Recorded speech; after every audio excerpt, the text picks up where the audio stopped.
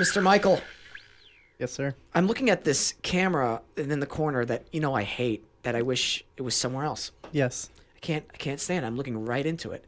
On the people who are watching on YouTube, can they see me looking into that camera, or is that not even an option for them? It was an option for this episode because it's the only one that has me in frame when you need it to, Oh, so you did use this. It's the first and only time. Whoa! Look at me. Maybe I don't hate that camera so much anymore. People listening, I hope your evening commute is going well.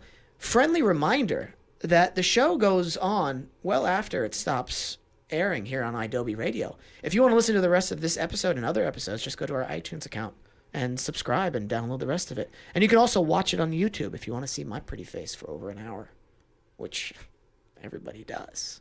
Okay? That's the way life is. I can't fight that. I'm just good looking. Our guest today, Karan Brar. What a great guy. Good guy. Good guy. Solid guy.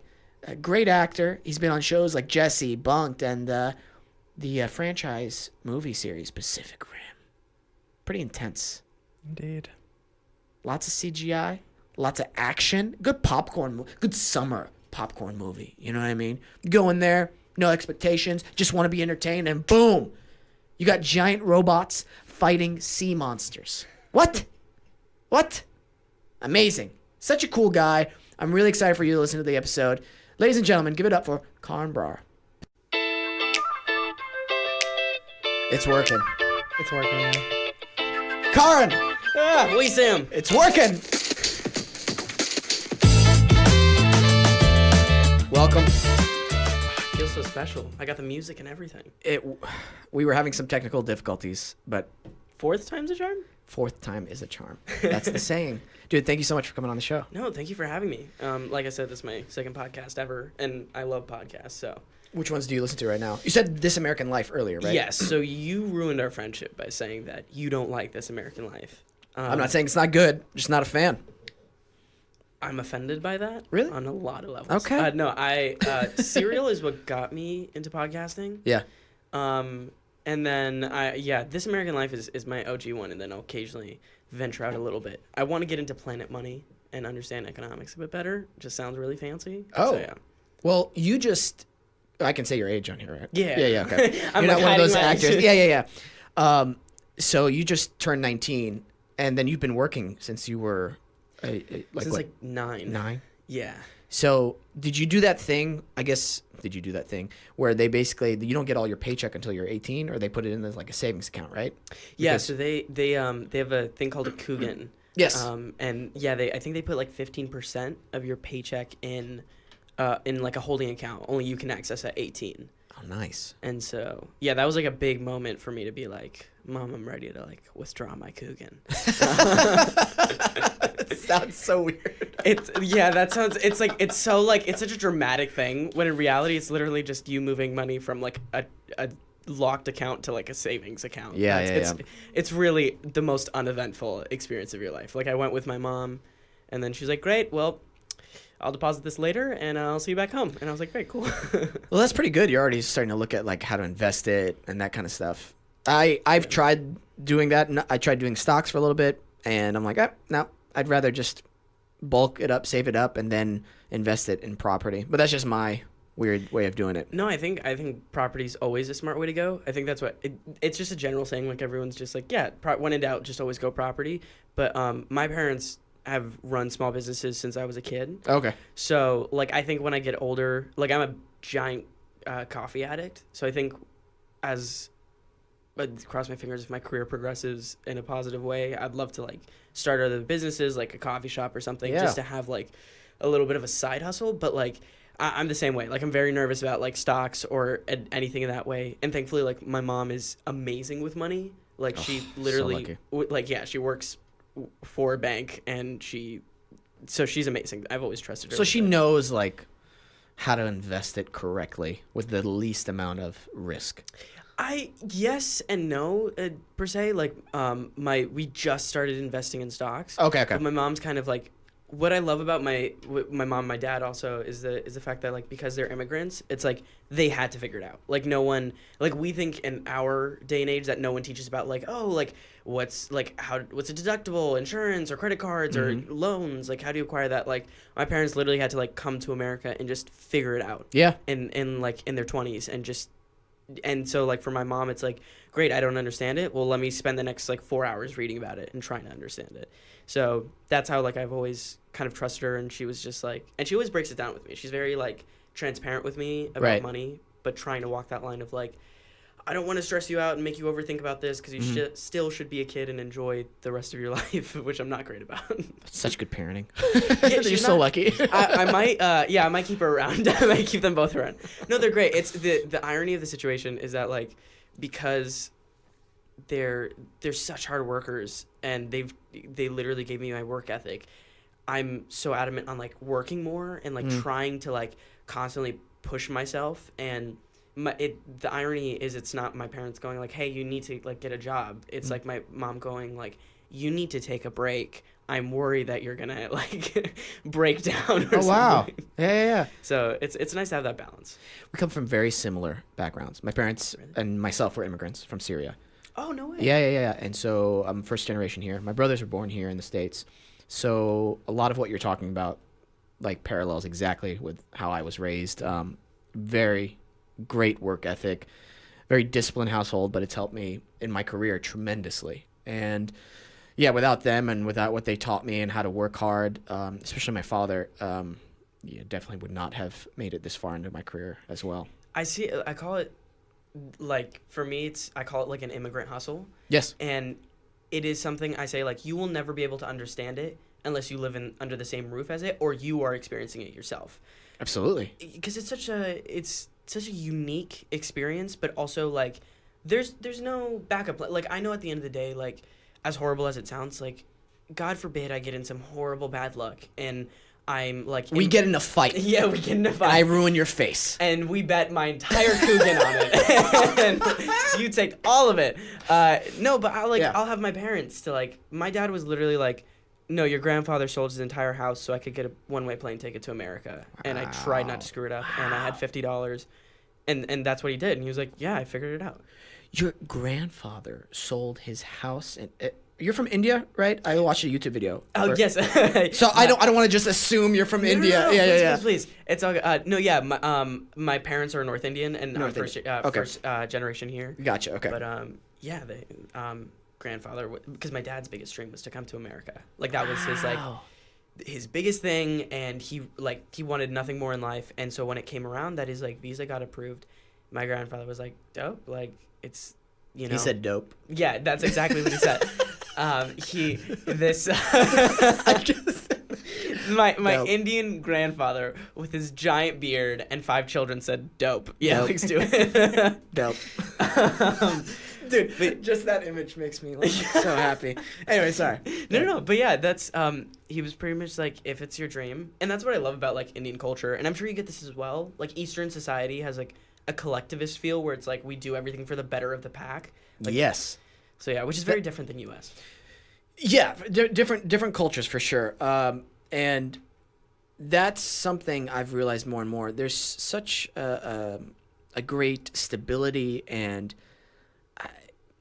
With your tribe, your family tribe, you know what I mean? Without them, it's just easier when you work as a unit to accomplish things and to fall back on, obviously. But what did your grandfather end up, if you don't mind me asking, this is really interesting. What did your grandfather end up doing? This is your dad's dad, right? Yeah, my dad's dad. So he sold his house so your dad can get a one-way ticket here. Yeah. And then what was your grandfather doing for work? I'm not quite sure what my. That's okay if you don't know. I was wondering. The funny thing is like parents are always ominous about their like upbringing. They're just like, oh yeah, like my dad still every few years or so brings up a job that he used to do, and I'm like, you never went over this, but yeah, I'm not sure exactly what my grandfather did, but I knew that his kids were old enough where he can move in with one of them and like stay with them, and that's also traditional Indian culture. Is like after you have a house and you have kids and a wife, or vice versa, or a husband and kids, that you usually like take in your parents and you'll take care of them. And of course. And yeah, so I think that like the story is still very fuzzy because they treat it like, oh yeah, it was just like a walk in the park. They're like, oh yeah, your grandfather sold his house, came to America, that was it, not a big deal.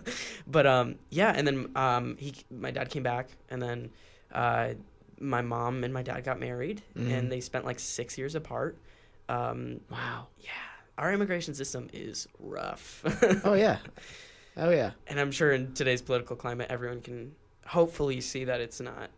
It's not a cakewalk, and I'm sure you get this as well. Like people view it as like you don't walk up and you're like, "Hi, I'm Wesam. I want to come to America." It's like, dude, I'm telling you right now, I feel like I don't know what the number is, but I'm gonna say it's a large number of people from because we have such comfortable lives overall in the U.S. Yeah, a lot of people aren't like, you know what, I'm gonna give up everything I have here and apply for citizenship in Germany. Yeah. Or South Africa, or like China. I just want to go live in China. I'm gonna start learning the language and try to find work there. Like, imagine putting yourself in somebody's shoes where it's like, you know what, my living situation is so not good, or I want it to be so much better that I'm willing to sacrifice everything for that. And there, like you said before, there is no backup plan. The stakes are so high that you have to succeed. Yeah, exactly. And I think what people are missing is intention. And I get that's really hard, but yes. And that's what a lot of people don't understand is we kind of I describe it as this. We treat privilege like this holy land that, like, if you're lucky enough to like jump past the cliff and get on the land of privilege, there's only a certain amount of space. But what people don't understand is that there's enough space for everyone. And like a lot of people when they're coming here is that all they wanted is a better life. Like, absolutely. Like my parents didn't know that they were going to have my sister or I, but they knew that they wanted a better life for their kids. The majority of people who come to this country have that mindset. Absolutely. Exactly. And I think even if you look at the border, I mean, like people from Mexico, like doing that trek to cross the border illegally you can kill yourself going that way. You know what I mean? Like, and I think what people need to realize is that it's just people trying to find a better life for their kids. And a lot of the time you will see like immigrants working jobs that we don't want to work, and they're willing to because they want to like care. My dad has done every job under the sun. Same. And you get that because they want to provide for us, and people need to realize that a little bit, that they're not coming in here being like, oh great, like this is like a free handout. They understand the weight of this because they've never had that. I don't know where it stems from, but a lot of these videos I see of people saying they're gonna we got to close our borders, they're gonna take our jobs, like they're saying they're gonna overrun our neighborhoods, and it comes from, like, I have no clue where it comes from, and it's upsetting, and it's this bigotry, this hatred, and I don't know how to change people's minds who are like that. I really don't, other than like try to get to the younger generation first, because I feel like as time progresses, hopefully, if the good influence happens more and more, you're able to change people's minds. And I think it's just exposure at the end of the day. You know what I mean? Like even though I'm a liberal sometimes, and I feel fully passionate about a lot of the things that we're fighting about a lot of the time, is sometimes, like Michelle Obama says, like when they go low, we have to go high. Mm-hmm. And it's sometimes people just aren't familiar with that idea. You know what I mean? Like we're privileged because we've grown up in neighborhoods where we've experienced different cultures inside of our house and around our neighborhoods.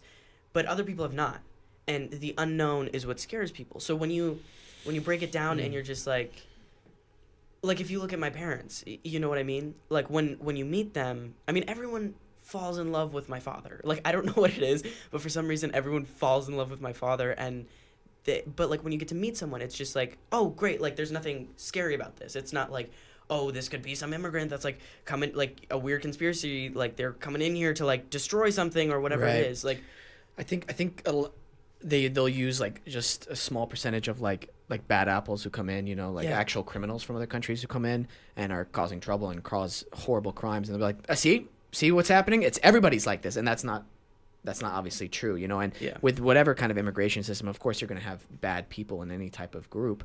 I honestly don't know how to fix this. I'm not that smart. Yeah, no, So, but I think that's all of us too. Yeah, I was raised in a way where my dad was like, you should never judge somebody based on the color of their skin, what they look like, their religious beliefs, or anything. You should judge them on their actions. You know, how do they treat other people? How do they treat themselves? You know, what are they doing what are they contributing to their community?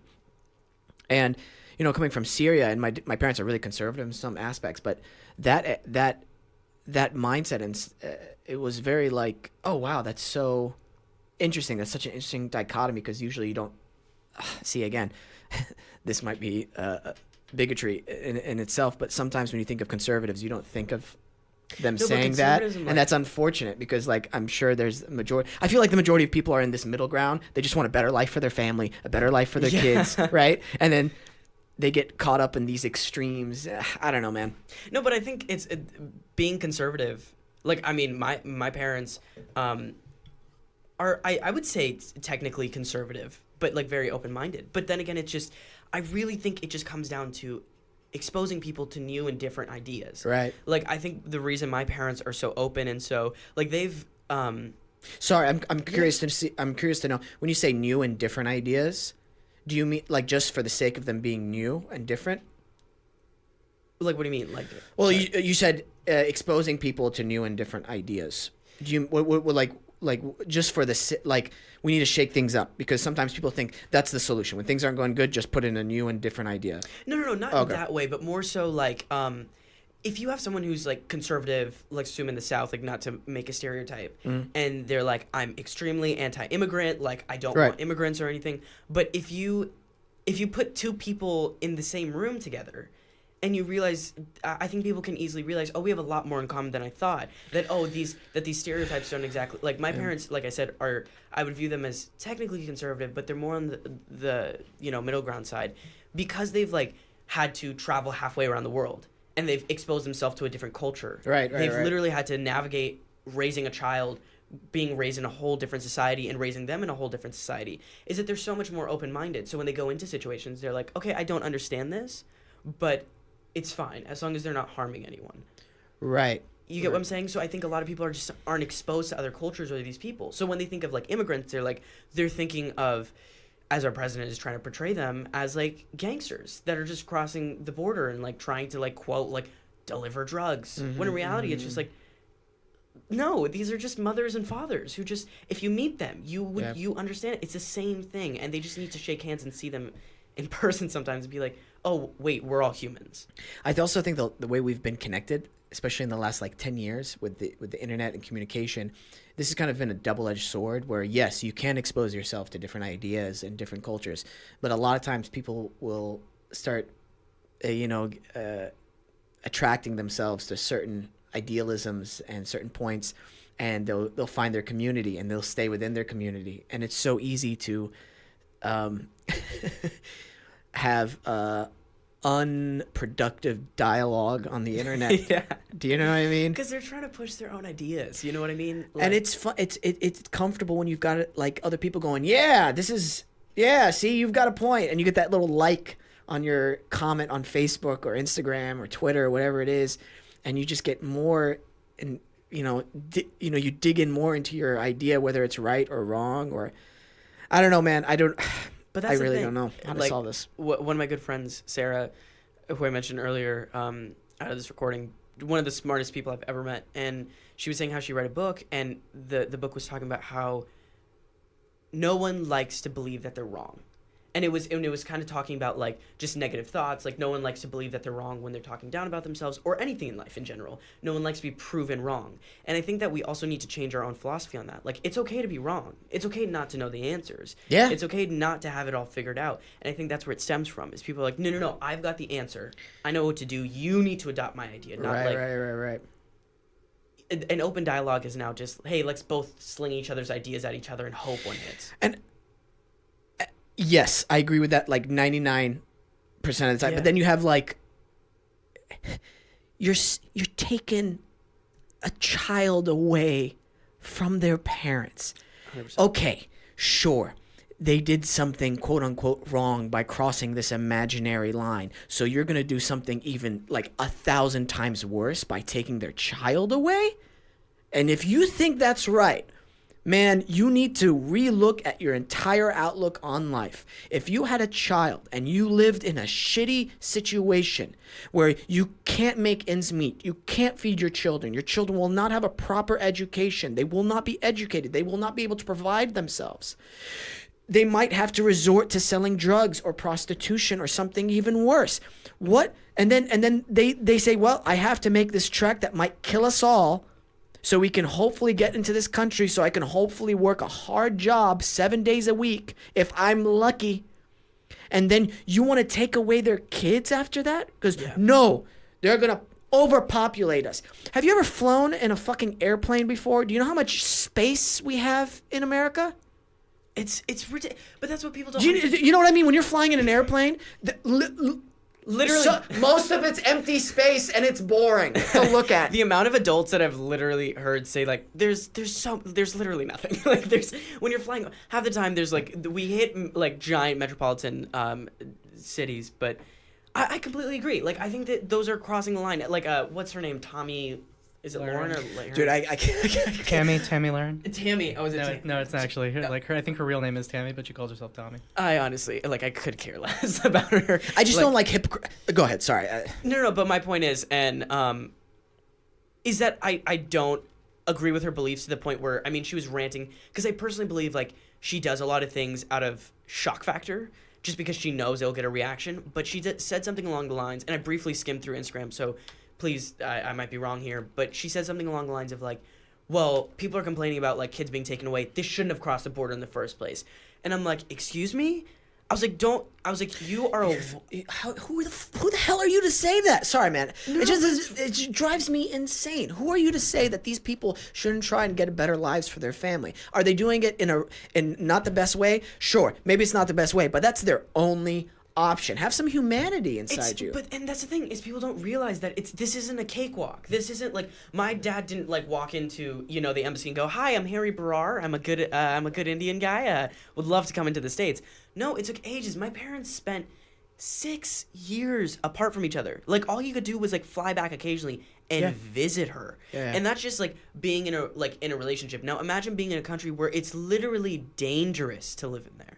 And like that, and that's what I don't understand is like you are a privileged person, like you are privileged, you're white, you have everything going for you, you have a successful career. More importantly, like regardless if I disagree with your views, you are a successful woman. Like you are doing well for yourself. Like what, like they just want something better for themselves. It's not that complicated. It's not that hard. I get it that they're doing something illegal, but like it's not coming from a place of like, oh great, like let me just try to smuggle a kilo of cocaine over. It's not that. They just, at best, they just want a minimum wage job and good access to a public school. That's all they want. That's all they are hoping for, let alone stay alive through this journey. So it's bullshit when you're just like, well, they shouldn't have crossed in the first place. It's the immigration policy for the United States. I think it's definitely needs to be reworked. Yeah. Does it mentally, or I don't know what the right word is, does it make sense to just go, you know what, everybody come in all at once? That can cause havoc as well. I think there's definitely a middle ground. My parents, whenever they were applying and everything, they went through the proper channels, and it did take years for them as well, and to get to become naturalized citizens. Dude, I don't know exactly what's going through a lot of people's minds. Maybe it's scary.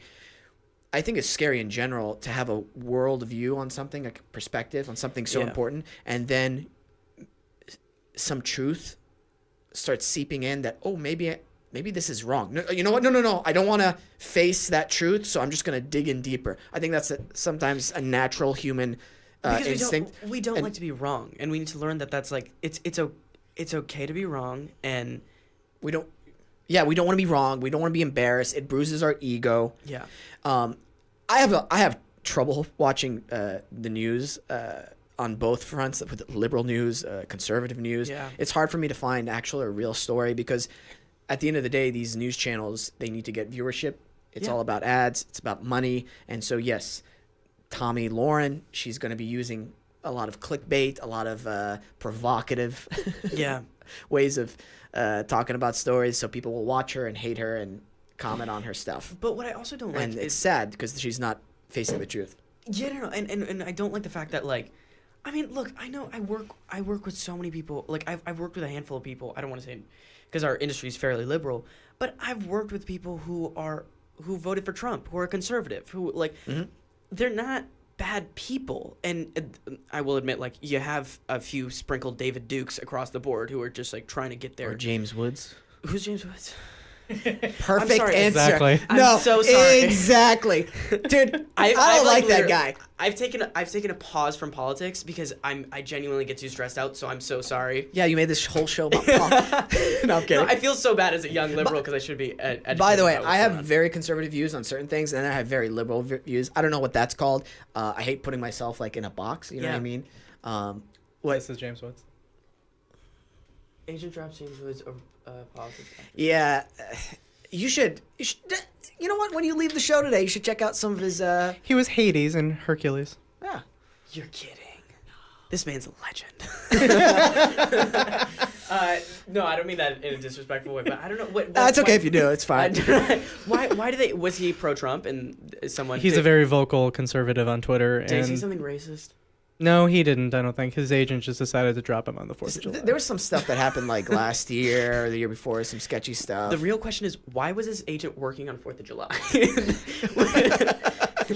Sorry, a lot of people might not get that, but like all of our agents, everyone sends out of office emails, like 40 of them on 4th of July. Well, this year it's well, like this on one Wednesday. he decided to drop him. Independence Day. Very. That's what he said. That's actually kind of what he said. Really? He's like, Well, that's the show. No, I'm kidding. Can Yeah, you it's imagine so- if we it's ended so- right there. You're like, what a weird podcast. I just can't wait for Brandy to call and be like, "What did you say?" It was politics. the email itself actually is kind of like catty. Yeah? Oh, can we please read it? Well is the subject line. ...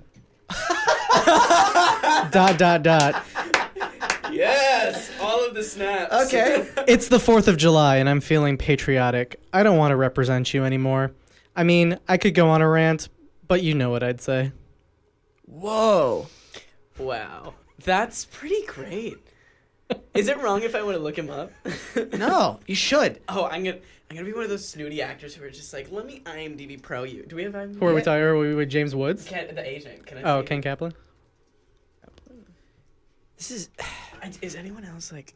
He did some bad. From what I've heard, or excuse me, what I've read online, there were some very sketchy things that he's done. He said a couple of things that were just like, what are you talking about, man? Hey, like, it's fine if you vote for Trump, but I just forget like what he said a while ago. It was something very, very controversial. He's done it a couple of times. He says a lot of like a lot of controversial things, Mhm. Like Roseanne- controversially stupid stuff. Do you know what I mean? like Roseanne level. not Roseanne level. I mean, That's why I want to see after we see his IMDb right now. Is he? Oh, got you. Because I remember this a while ago, and I was like, oh man, what a kind of not a good person. Kind of not a good person. I'm surprised how hard it is for people to be good people. And people never amaze me in that aspect. Well, again, I think it goes back to like Twitter and social media use. Which, by the way, I wanted to start off our podcast. I almost started a block party today. A block party? You know what that is? No, I don't know what a block Somebody party. says something on Instagram or Twitter, and I'm like, I don't like you. Welcome to my block party. You blocked. Oh my god, that's actually kind of brilliant. Do you literally say, "Welcome to my block party"? And then block them so And they then get the block- tweet? No, I haven't done it yet, and I'm deciding whether I should. I mean, I did that in the beginning of social media. I'd be like, I'm gonna block you, but I just don't care anymore. Like, Dude, you have a lot of followers. You have like what, over 3 million on Instagram. yeah, a handful. A handful. But like, do you ever, I mean, make it miserable for yourself and just start going through the comments? I'm gonna be real with you. Yeah. Sometimes I do. Sometimes, because sometimes, like, whether we like it or not, we're human beings, and we're always trying to be accepted by society, and we're always trying to understand what other people think of us. Yeah. And to have that tool to be like, okay, let me just read through the comments and see what people think. But I have to stop myself. Like, I can't put that much, like, pressure or attention on social media because, as cheesy as it is, I don't want that to be a source of validation for me. I want my validation to come from like my work ethic and like, talent if I have it. But No, that's good. like coming from positive places. But yeah, like I have to stop myself because it's like, it's weird how like you can get 100 comments that are like, hey, I love your work, you're great, oh my god, love this photo, whatever it is, and someone being like, you look stupid. Yeah. And then just it can either mess with your day, but I have to make a conscious choice. Is that the worst thing somebody said to you? You look stupid. Yeah, exactly. Like no, I've actually occasionally like it's just I just get a lot of like occasionally I get like like on September 11th I get like a lot of like not a lot of a handful of like very racist things. I get occasionally racist memes. Like that's like, and it's not even that I'm like, oh my god, I'm offended. It's just like stop being an idiot. Like I know you're doing this out of a shock reaction. I know you're not that ignorant. Like, for example, like for a while people were posting this meme of a younger photo of me.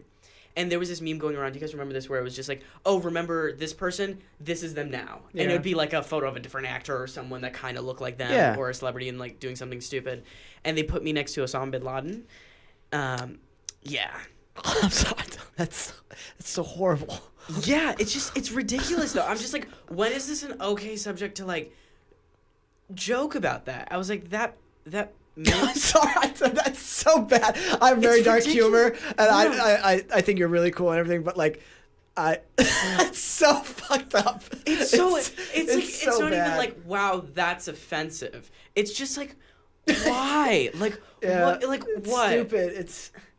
Congratulations, you made a meme, kid. You made a meme. Like, good for you. I sometimes like I can't with people shit. I don't know why that's so stupid. It's just making me laugh because it's so stupid.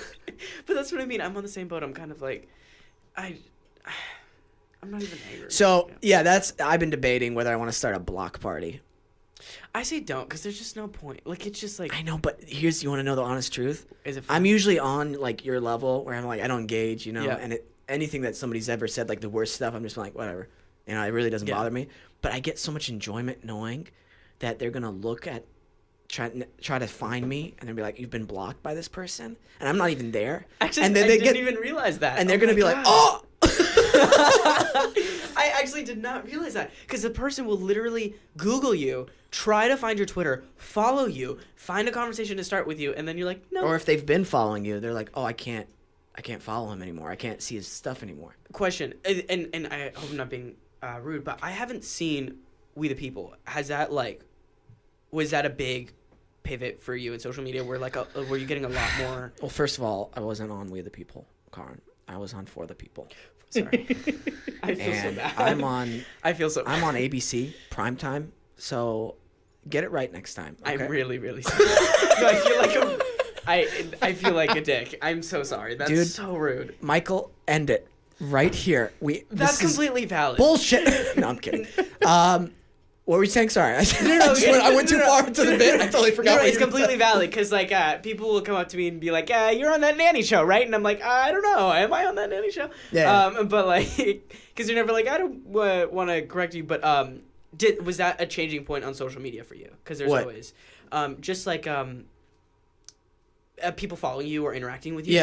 Or was it like have they always been like saying mean things or how did that change? Listen, like 99% of the stuff people say, it's always nice. Sometimes like it'll. Sorry be to sound like a stalker, but like I know on Brent's podcast you said that was your first series regular kind of. Yeah. When I was on like Awkward, there would be occasionally like one mean thing, and I'd be like, oh, okay, hi, bye. I don't really. It really hasn't changed that much.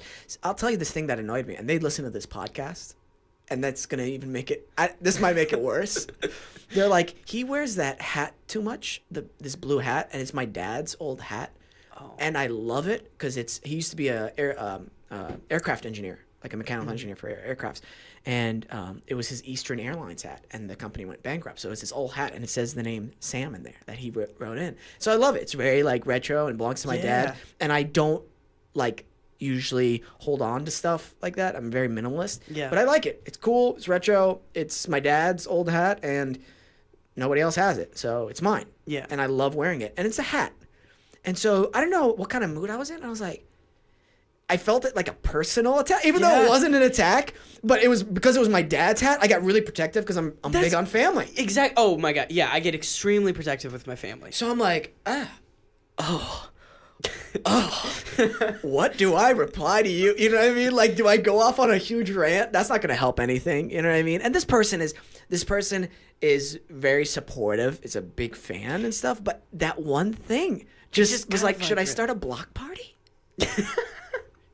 No, but I get that. It's just like, and I'm kind of like, I'm a little bit of the same way, but in the sense of like, I don't spend a lot of money on clothes. So I think a lot of people are like, you wore that recently, or like, I saw you post that multiple times, and I'm like, I really don't care, because I don't want to burn my money on like expensive clothes. I hate shopping with a passion, and I think, but it's those weird buttons that people like, for example, like immigration in general just gets me angry because it's like my family. That's my family story. Like that's such a key part of it. Yes. And so like I'm sure it's the same way where it's just like, don't press that button. Like I know you're trying to be nice, but like you need to understand what fire you're playing with right now. Dude, I'd love to get in a legitimate discussion with somebody who's like against immigration and be like, oh, I would love to have somebody on the show who just to talk with them, to see understand where they're coming from a little bit better. Maybe we could find somebody. I wonder who would be a good person to have on the show like that. Tommy. Tommy Lauren? No. That would be interesting. You know what? If she would be real with me, I'd be like, hey, I would love to have a talk with you. I want to keep it as real as possible. I would be really respectful of your views in terms of like just hearing you out. Yeah, not being like rude about it. But I need you to at least admit a little bit that sometimes you say stuff or you say things in a certain way for shock value so you can get hits on your show or viewers to come to your show. Because I don't like people to bullshit me. Same way, 100%. Listen, you're a car dealer or a car salesman, be upfront with me. Yeah. You know what I mean? Don't try to be sneaky with me. I don't like that. Yeah. Don't try to take advantage of me just because I look young. Oh, I go through the same thing. Yeah, and you'll go through it for a long time. Because you probably have a baby face for a while. Yeah, no, I mean, I'm 19, but I think a lot of people go in being like, oh, he looks like he's 14 or something. Yeah, and sometimes I have to be like, no, I have a seat at this table. Yeah. Treat me like an adult. But when you shave, it's probably like... for me, me not shaving just looks like I have dirt on my face from a distance.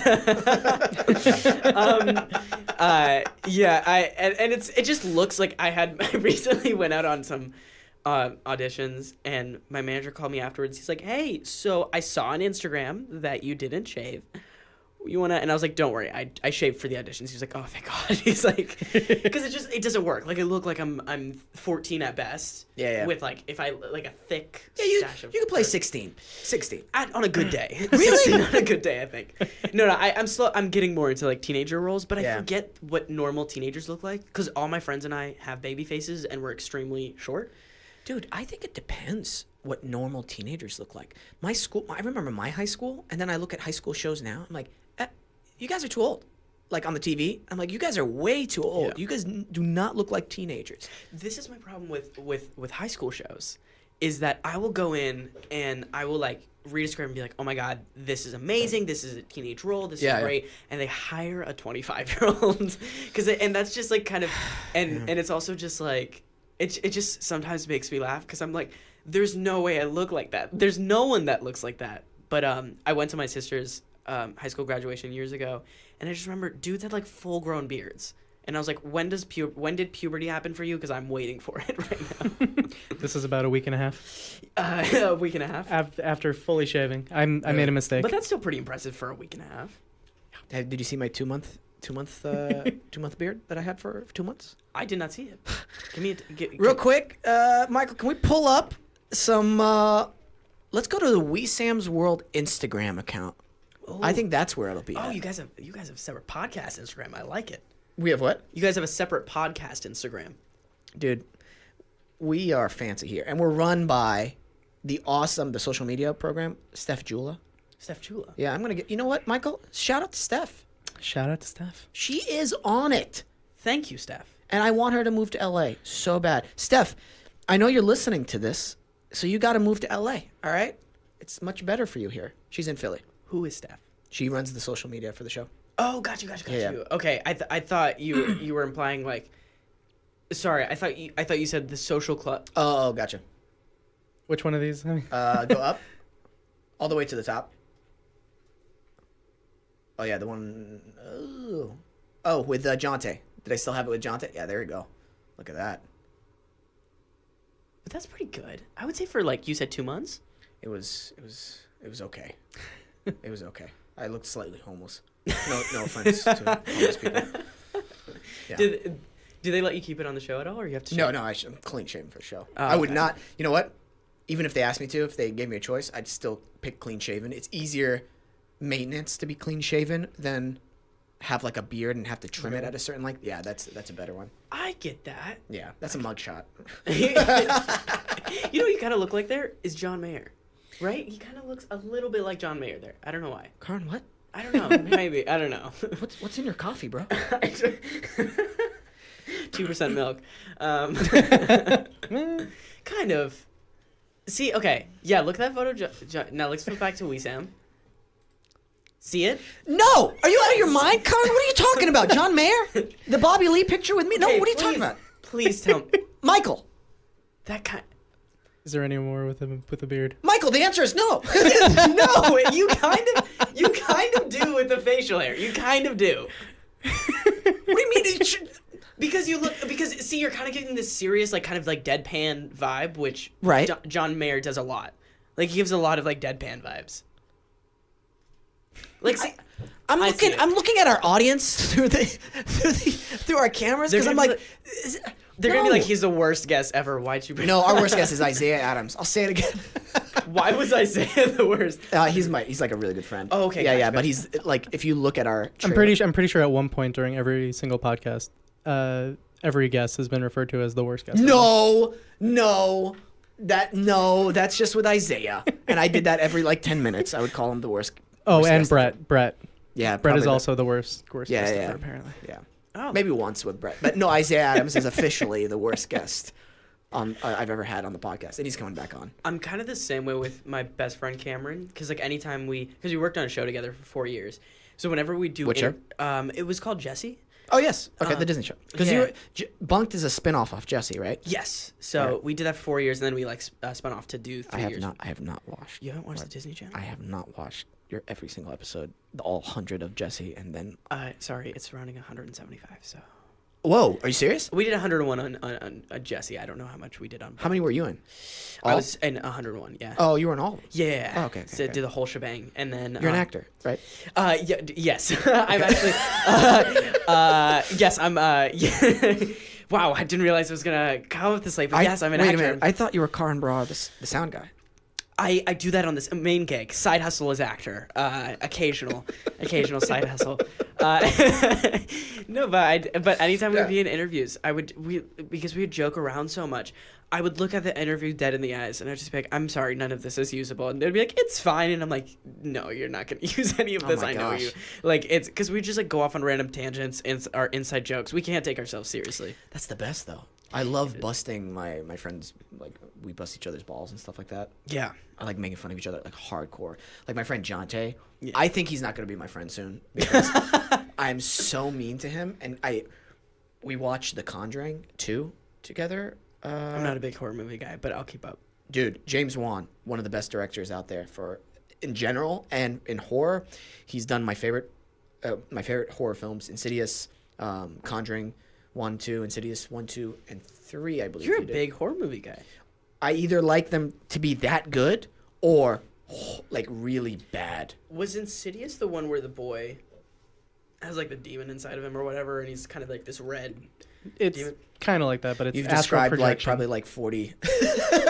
I'm sorry, I don't come across horror movies. But I'm the guy. I'm kidding, but yeah. The only time I think I've really watched a horror movie is because I needed to do it for an audition or something, like to get some research, and I will literally like put the volume super low and like skip around as quickly as possible. You don't like being scared? No, not at all. I love it. I hate it with a passion. I love being scared. But like, why though? It just sounds painful. No, in the moment I do say this out loud, like, why am I doing this? Yeah. But it's such an adrenaline rush when it's done well. So the Insidious films, Insidious 1 and 2. Yeah. Just for pure directing. If you ever want to direct someday, watch that. Conjuring 1 and 2, directing wise, watch those films. They are literally, excuse me, you realize, oh, dude, this guy's a master at his craft. I get that, and I fully respect the horror genre because it's its own thing. Like any piece of filmmaking has its own challenges. But I'm more of a thriller guy because I think it's a lot easier to do jump scares than it is to build anticipation. Like, for example, that's why I loved A Quiet Place so much. And I know that's all of America right now is like, oh my God, A Quiet Place. But I thought it was so exciting to see a thriller back in the mix. You think it's... See, I think I might disagree with you there. Really? To do a good jump scare, I completely agree. I mean, it's the same thing as like, it's like comedy. It's like, it's easy to make shitty jokes. And it's hard to do like well done, clean jokes. The jump scares in, let's say, The Conjuring 2, I've seen it before. Yeah. I was like, it's been long enough where I've kind of forgot. But then when a scene starts, I'm like, oh yeah, I remember. And then I'm like, oh shit, where's the jump scare in this? Because the rhythm of it is so different from all other movies of jump scares. Oh, got you. Does that make sense? Yeah, so he completely throws you off tempo. James Wan is like one of the few directors that can actually get me to jump at a jump scare. Dude, I'm telling you. I watch a lot of horror movies and... No, I fully respect. I mean, I check it out. Are you talking shit about James Wan, Karan? I'm sorry. Holy shit! My career just goes down. My agents call me up. They're like, "What did you say?" James Wan wanted to meet with you. No, I'm telling you, man. The pacing of it and the cadence, totally different. And his angle setups. Oh, dude, they're perfect. I remember this one scene in The Conjuring. I'm not gonna give it away, obviously, but literally, I audibly went like, "Oh!" Like, in my own living room with Jonte. Like, dude, you know what I'm planning on doing? What? He might not listen to this episode. He might, but it's fine. He's going to get scared either way. I might hire, like, an old man actor to hang out in my, like, second bedroom in my apartment. Oh, God. And I'm going to invite Jonte over. And I'm going to be like, hey, man, let's just hang out, right? And so we're hanging out in the living room talking. And I'm like, dude, let me get something out of my car. I'll be right back. Or let me check my mail. I'll be right back. I got a package coming. Leave my apartment and have like this creepy looking old man just come out of the bedroom saying, get out of my house. This is my house. This is my house. Just something like that. Dude, he would shit a brick. Question, will Jonte throw a punch is the real question. Dude, I don't know. What would you do if that happened? If that happened, I think that... Dude, I'm getting scared, and I think the first thing I would do is go... First thing I would do is, like, be like, okay, I definitely know this is Wesam's apartment. So, like, I know this is a joke. And then just trying to de-escalate the situation as quickly as possible. Because I'm just like, either, one, this is someone that's playing a prank on me. Or two, this is somehow a horribly ill... elderly man. Dude. I got into Wesam's apartment without Wesam knowing, and now I have to. You'd be scared. Shut the fuck up. I don't know. No, I would be freaked out. Obviously I'd be freaked out, but I would be like, I would try to think like logically for a minute and be like, what is going on here? Because yeah, you're right. Maybe he should. Because I wouldn't want to throw a punch. Maybe he should have like something in his hand, like a big knife or like a machete or something. No, but see, I would be too afraid to do anything because, God forbid that I figured out he was an actor and I threw a punch. I don't want to get a lawsuit because I just got that Coogan. That's true. But if he had a machete, then you'd think twice about if he's just standing there like this. You know what I mean? He just comes out. He's like, "Get out of my house." I would just be like, I think, I would get up and leave. I would immediately get up and leave. Dude, that's just one of the ideas. But you have to deal with like him yelling and everyone else coming out. Like, you live in an apartment or do you live in a house? Apartment. So you have to deal with all your neighbors coming out. Nah. Do they deal with normal screaming? I mean, he'd just scream a few times. So that'd be fine. As long as it didn't keep going on. I mean, if he has a machete, I think it'll keep going on. Dude, I have so many ideas. There's a demon's name in The Conjuring 2 that I won't give out on the podcast. And I'm just going to start texting it to him. Like as he was leaving my house after we saw it, I texted him the letters one by one. He's like, "Why? Why are you doing this, man? Why?" I love how much thought you put into this. Dude. You've literally, like, you've been like, these are great ways to torture my friends. Do you know the first time I pranked him? What I did? What'd you do? We both worked together at CPK, California Pizza Kitchen. We were both servers at the time. Classics. And like before that April Fool's Day, we were working. Like maybe like a couple weeks before, he had driven my car, and I drive a like a nice little sporty Civic Si. Yeah. And he's like, dude, this is a really nice car. I'm like, yeah, I like it. So he really liked it. He drove it around for a little bit. Anyway, it's April Fool's. I walk in, and the idea just hit me. Not something I planned. You know what I mean? I was just like, I'm going to prank Jonte. Jonte's like, how's it going? I'm like, dude, so my parents are getting rid of their car, and they're going to give it to me. And so I'm looking to sell my car. I'm probably going to sell it for like a few $1,000s. Do you want to see if you... Do you want to buy it? Would you like it? I'm just going to sell like a few $1,000s for the car. It was like brand new at the time. So he's like, yes. And he needed a new car.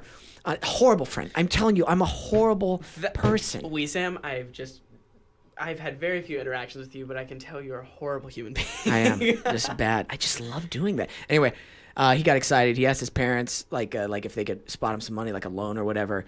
And dude, he came back to me. I'm like, he's like, yeah, cool, everything. I'm like, oh, by the way, just so you know, it's April Fool's Day. Oh. He was like, oh! Oh, that's...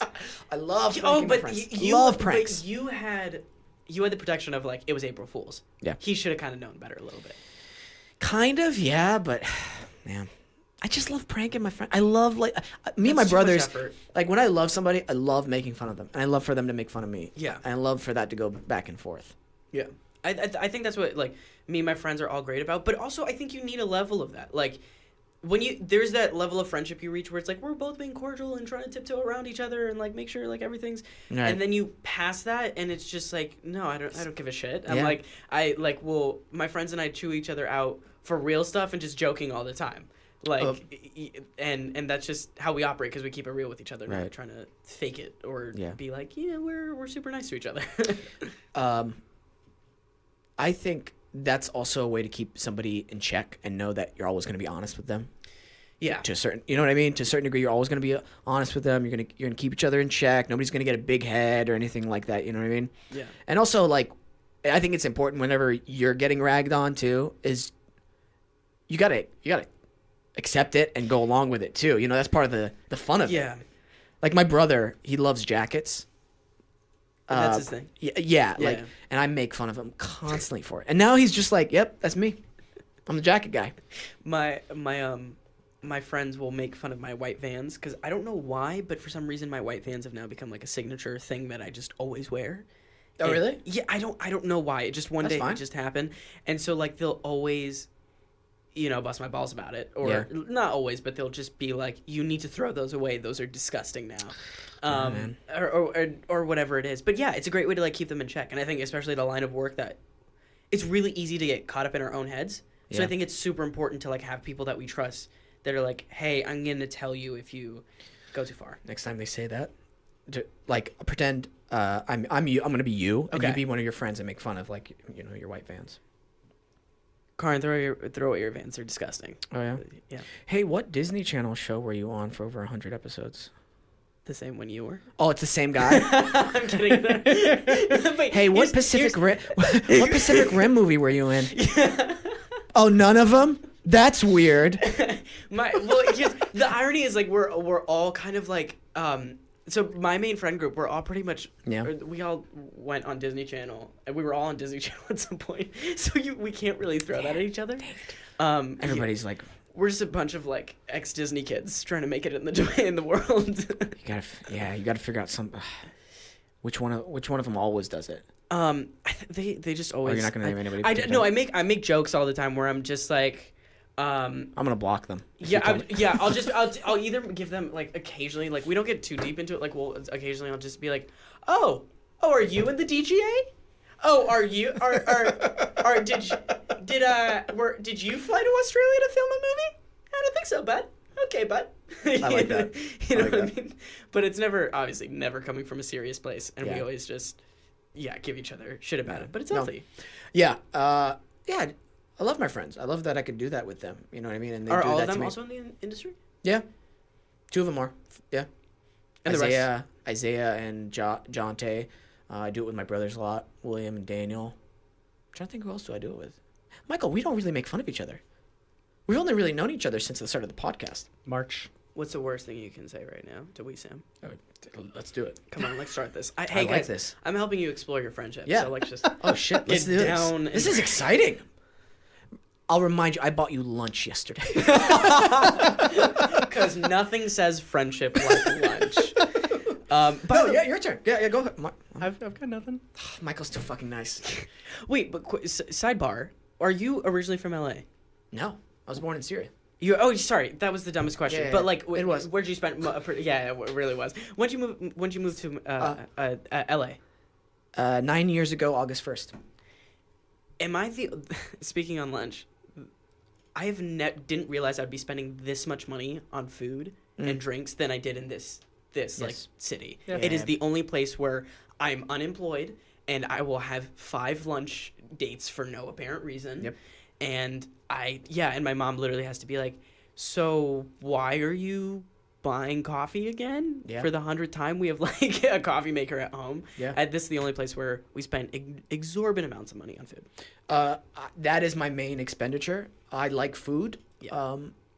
I like to eat well, and I can afford it to do that now. Yeah. And when I say well, I mean like healthy. I like coffee. It keeps me caffeinated, keeps me going. Yeah. And if I can be productive while I'm on caffeine, that's the rule. If I'm gonna have a cup of coffee, I have to be productive. There has to be some work being done while having it. Oh, really? Yeah.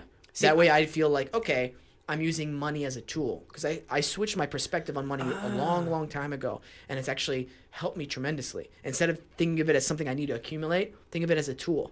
What's it being used for? Yeah. Is it used to further your career? Is it used to learn something, to grow? Yeah. To be inspired as an artist? To be a better human being? Awesome. Are you using it to help somebody?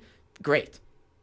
Yeah, I think my parents try to instill that as much as they can in me. And Bullshit. no. Okay, I'm totally kidding, man. They're pretty. As you can see by my like 100th coffee today, they haven't done a great job. But they tried. My mom is never. She's great with my money, and she never tries to be the person that's like, oh, I'm gonna keep this away from you, or you need to stop. Like, she's always just like, it's your money, and I will be here if you need me, and I'm here to guide you when you need it. But like, sometimes I'll be like, hey, like, do I really need this? Like, what do you think? And she's like, if it's furthering your career or if it's furthering your knowledge of something, like, she's like, I don't care how much money you spend on it. She's like, if it's an acting class and you really think it's gonna benefit you, go for it. I don't care. That's awesome. Isn't it amazing to have it's so rare to have such supportive parents, you know what I mean, who've worked so hard for a better life for you. And do you have siblings? Yeah, I have an older sister. Okay. It really is a rare commodity, and I'm so thankful for that. I mean, that's one of the reasons why I want to take care of my mom and dad, and what I want to get them out here, buy them a house, take care of them, because that's really, really important to me. Because without them, all this I would not have, and I always want to be appreciative of that. And it's really a blessing, man. It's kind of crazy too, because I'm always just like, I have to be like, this is not. Like, my being in my position isn't normal. Like, being the child of immigrants and like deciding to be an actor, which is like one of the least stable careers ever, and my parents who've sacrificed everything in hopes that like I would possibly, you know, as stereotypical as it is, like maybe an engineer or a lawyer or something that was stable, like something I could provide for the rest of my life, for them to be like, cool, this is what you love, then like, yeah. And they're the same way with my sister. Like, you know, my sister is sometimes like, well, I want to make sure like I'm you know, making the right decisions, or like I'm going to the right places, but my, you know, they're always with my sister going, hey, do what you want, do what makes you happy, but always just make sure you're able to like provide for yourself and you can live a healthy life. Total blessing. Michael, would you mind keeping Karan company? I have to go use the bathroom. I've never done that before in the history of my podcasts. I'm about to piss my pants. It's okay. That's so rude of me. No, it's okay. It's okay. No joke. It's fine. I'm in pain right now. For the last 10 minutes, as we're talking about all this, I'm like, oh, cool, it'll go away. It's actually really bad right now. Yeah, go. So Don't worry. I'll come back. Don't worry, please. Holy crap. Do you want me to like? Okay. No, keep going. All right, we'll keep going. We're gonna keep going now. This is literally the first time this has ever happened. I never use this camera angle. And now you have to switch over. And now I have to switch over to it because I'm never in any of the shots. Oh, really? Yeah. So wait, is this the first time the audience is actually seeing your face? Probably. Seriously? Yeah, maybe. Wow. Actually, I'm in some of the Instagram posts. So. Okay, so the audience knows fall in love with you. Probably, yeah. All right. Wait, so are you originally from Los Angeles as well? Or Chicago. Chicago. Every person I meet from Chicago loves Chicago. Yeah. Like, I've never seen a group of people love their own city that much. Yeah, it's pretty common. And when did you move out to LA? 8 years ago, 8 years ago. right after I graduated college. Nice. What'd you study? Broadcast and electronic communications, which is the closest thing they had to film. Living the dream. So Look at that. I'm here. I'm a writer, so Nice. here to try to write. No, that's dope. I honestly, like, power to you, because I cannot write for the life of me, and I genuinely don't get how writers do it, because It's not easy. it really isn't. And, like, people, like, can look at those jobs and be like, it's okay, I can write a script. Like, sure, you can write words down on a page, but writing a good script is way harder. And writing dialogue that's natural, I think people forget that, and that's distinct to each character. That's one of the things that I feel like I do well with, because I like, a lot of my inspiration comes from like Quentin Tarantino, Kevin Smith, Aaron Sorkin, some of TV writers like Michael Schur, The Office, those types of comedies. Yeah. Yeah. So I get a lot of my like inspiration from those types of writers. Where everyone has a distinct voice. Mhm. I've been rewatching The Office. Good. It's so good. Like, I'm rewatching for like third or fourth time, and like it's one of those like comfort shows. Did you know that there's a trivia night that they're doing exclusively with The Office? Seriously? Yeah. Where's that? It's going to be the 21st, and check it out. Geeks Who Drink. They do like themed quizzes every so often, and The Office is the next themed quiz, and it's on the 21st. So you're finally back. Sweet mother, that was this. I feel so good right now. You have no idea, bro. Well, while you were gone, Yeah. we were bonding about The Office, so a lot has happened since you left. Dude, Office, great show. It's just brilliant. It's just, the writing just gets more and more brilliant. The first pass around, you're just like, oh, okay, this is kind of funny. Like, I get this. The second pass around, you're just like, oh my god, this is brilliant writing. How am I skipping over this? It's incredible. It's what are you watching right now? I usually watch The Office anytime I eat. It's a comfort thing to watch. I have a thing where I watch Ghost Adventures probably every single night before bed. Really? Because it helps me fall asleep. That's in the terms weirdest of, thing. Yeah, anything scary, or like people who go like finding Bigfoot shows. Mostly it's Ghost Adventures, and I feel like very cozy in my bed as I'm watching these people in cold and uncomfortable places, and I'm like, and I kind of imagine I'm there with them in night vision. You but fall asleep to people suffering. Yeah. It's so interesting that you also need some kind of a horror genre to fall asleep. Yeah, weird, isn't it? Like a found footage film. I love that kind of stuff. Seriously? Love it. I can't do that. I need something to turn my brain off, but I need something like The Office, like where I can Fair. it's comfortable. I know I can fall asleep, but if I'm watching something like I'm big on The Handmaid's Tale right now, and I could not fall asleep if I'm watching. Yeah, it. no way. Because there's so much going on that I couldn't. But I could see how, like, if it's like finding Bigfoot, barefoot, Finding Barefoot. barefoot. But if you're trying to find Bigfoot, then yeah, I could see how that's kind of. But it doesn't that get like old? Because every episode's the same. Oh, I think we're close.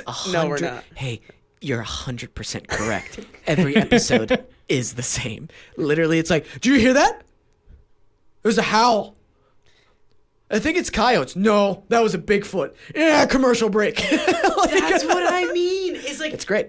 I get how it's addictive, but also I know, like, I know it's not gonna happen. Like, if it was to happen, it'd be like people say, one of the biggest scientific discoveries.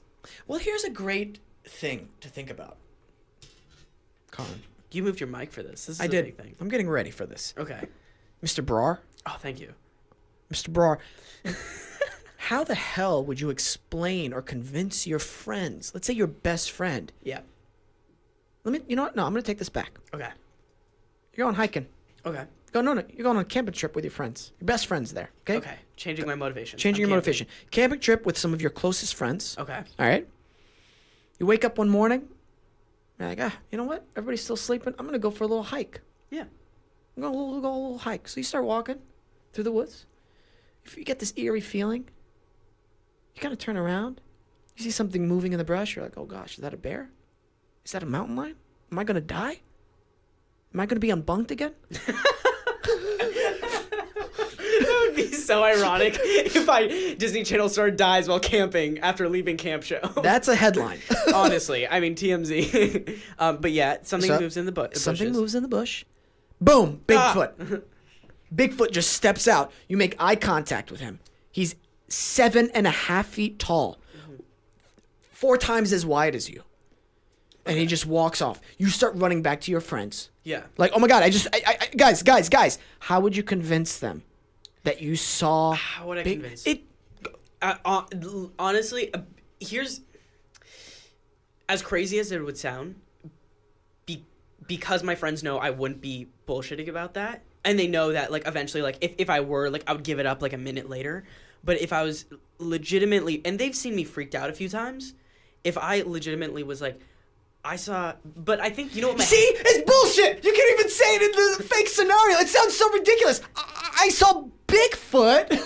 But here's the thing, though. I don't know...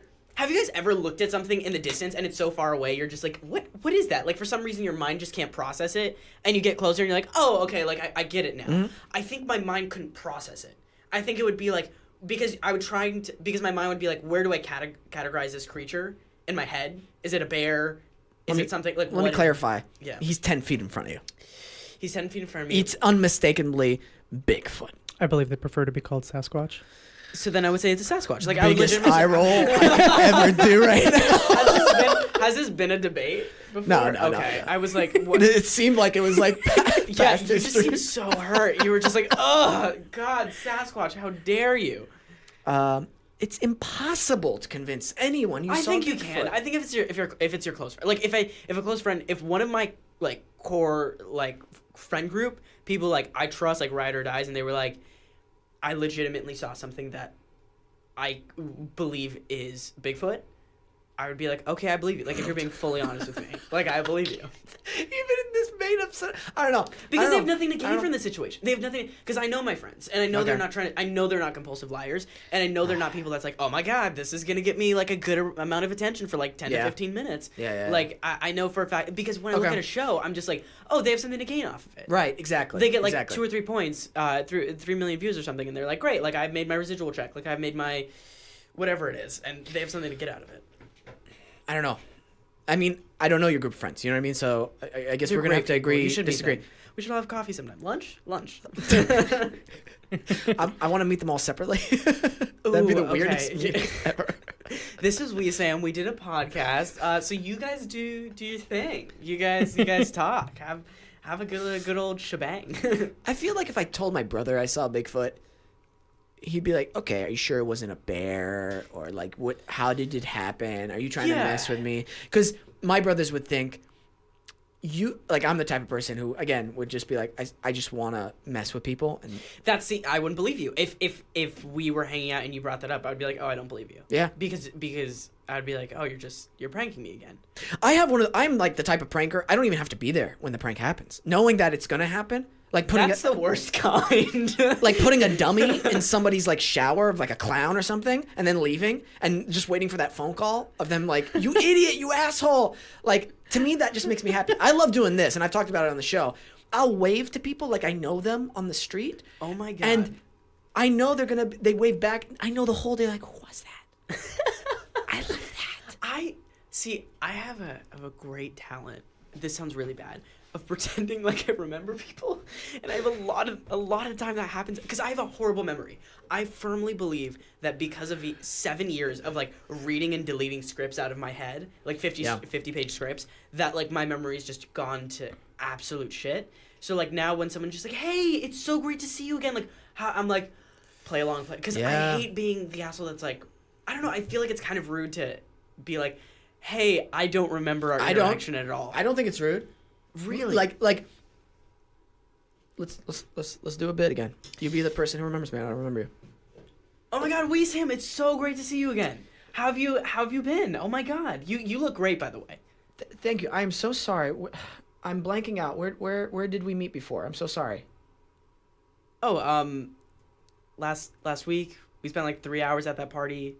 We were talking. Oh, you know what? I'm so sorry. Yeah, good to see you again, man. I'm so sorry. I didn't recognize you right off the bat. Is that rude? I'm being honest with them. I'm playing the butthurt version of it, where it's like we spent like we spend hours like discussing something. Because like I try in a conversation, like I try my best in a conversation to be like, I guess it depends. yeah. Is it somebody you've worked who was like a co-star, had like one scene or a guest star? That's happened to me before though. Then it's like then that person if that person's butthurt, then they have to realize, okay, they go through like how many guest star and co-stars. Yeah. Did we really have that strong of a connection? Did we really talk about something very unique? How many times do they have these types of conversations a day? Dude, I mean, but how often, like, I'm sure you have plenty of great conversations with people. Like, a lot of people, right?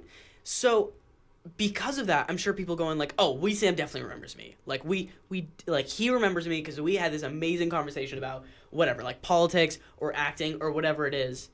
You know what I mean? Like, because of how deep the conversation gets, if you had, like, a small brief interaction, like, right. Oh, hey, great, nice to meet you, man. Like, let me know if you need anything. Then I'd be like, oh, Wesam's not going to remember me. Like, I would probably. And I try to go about that way, too, myself. I try to be the person that's like, hey, I don't know if you remember me, but I used to do this. Yeah. Or if they don't remember me at all, like, I'll usually lead with that, hey, how are you? I try to go, they don't remember me, that's completely fine. Yeah. And I'm just going to play along with it. Because I think it's worse to be like, because I've had people go, oh, you don't remember me? And I'm like, that's the most awkward, uncomfortable thing you could possibly say. No, not for me. I live for it. I go, yeah, I don't. Really? Ball's in your court, man. Yeah. You feel awkward, that's on you. I'm sorry. Like, I'm not trying to be an asshole. I really am not. Like, yeah. I'm being honest about the situation. I don't want to bullshit somebody. Does that make sense? Yeah. I think it's a great learning experience for them. You know what I mean? If they want to take it as that, fine. If they don't, that's not on me. I'm not going to feel awkward because you're trying to make me feel awkward. I know that sounds kind of assholey, but at the same time, it's being real with somebody. It's completely being real, and it's also being like, I'm a firm believer of it's only awkward if you make it awkward, but you yourself, like, you control the energy of the room, and you can contribute to it in a negative or a positive way. But I don't know, for me, because I'm also thinking about, like, I want to be that way. I want to be like, no, I don't remember you, but I think I'm, like, too afraid to be an asshole. Like, that's just one of my biggest fears, is to be an absolute asshole. I know, but that's because you're not an asshole. I like honesty, and I like just being real with somebody. Yeah. So if somebody, I don't think anybody's ever said this to me, not that I can remember. I can't believe you don't remember me. You know what my initial thing I would say out loud would be like, okay, that's a little weird to say. So just so you know, I meet so many people, and it's nothing personal. Yeah. I meet like a bunch of people all the time, especially when I'm working. I meet a lot of people. A lot of people come into my, and I have kind of a bad memory when it comes to like stuff that's happened in the past. Yeah. So I'm sorry, don't take it personally. Those are just the factors. It's also just like how we're like, and I hate to make this an excuse of like, because we're actors, but literally our minds are trained.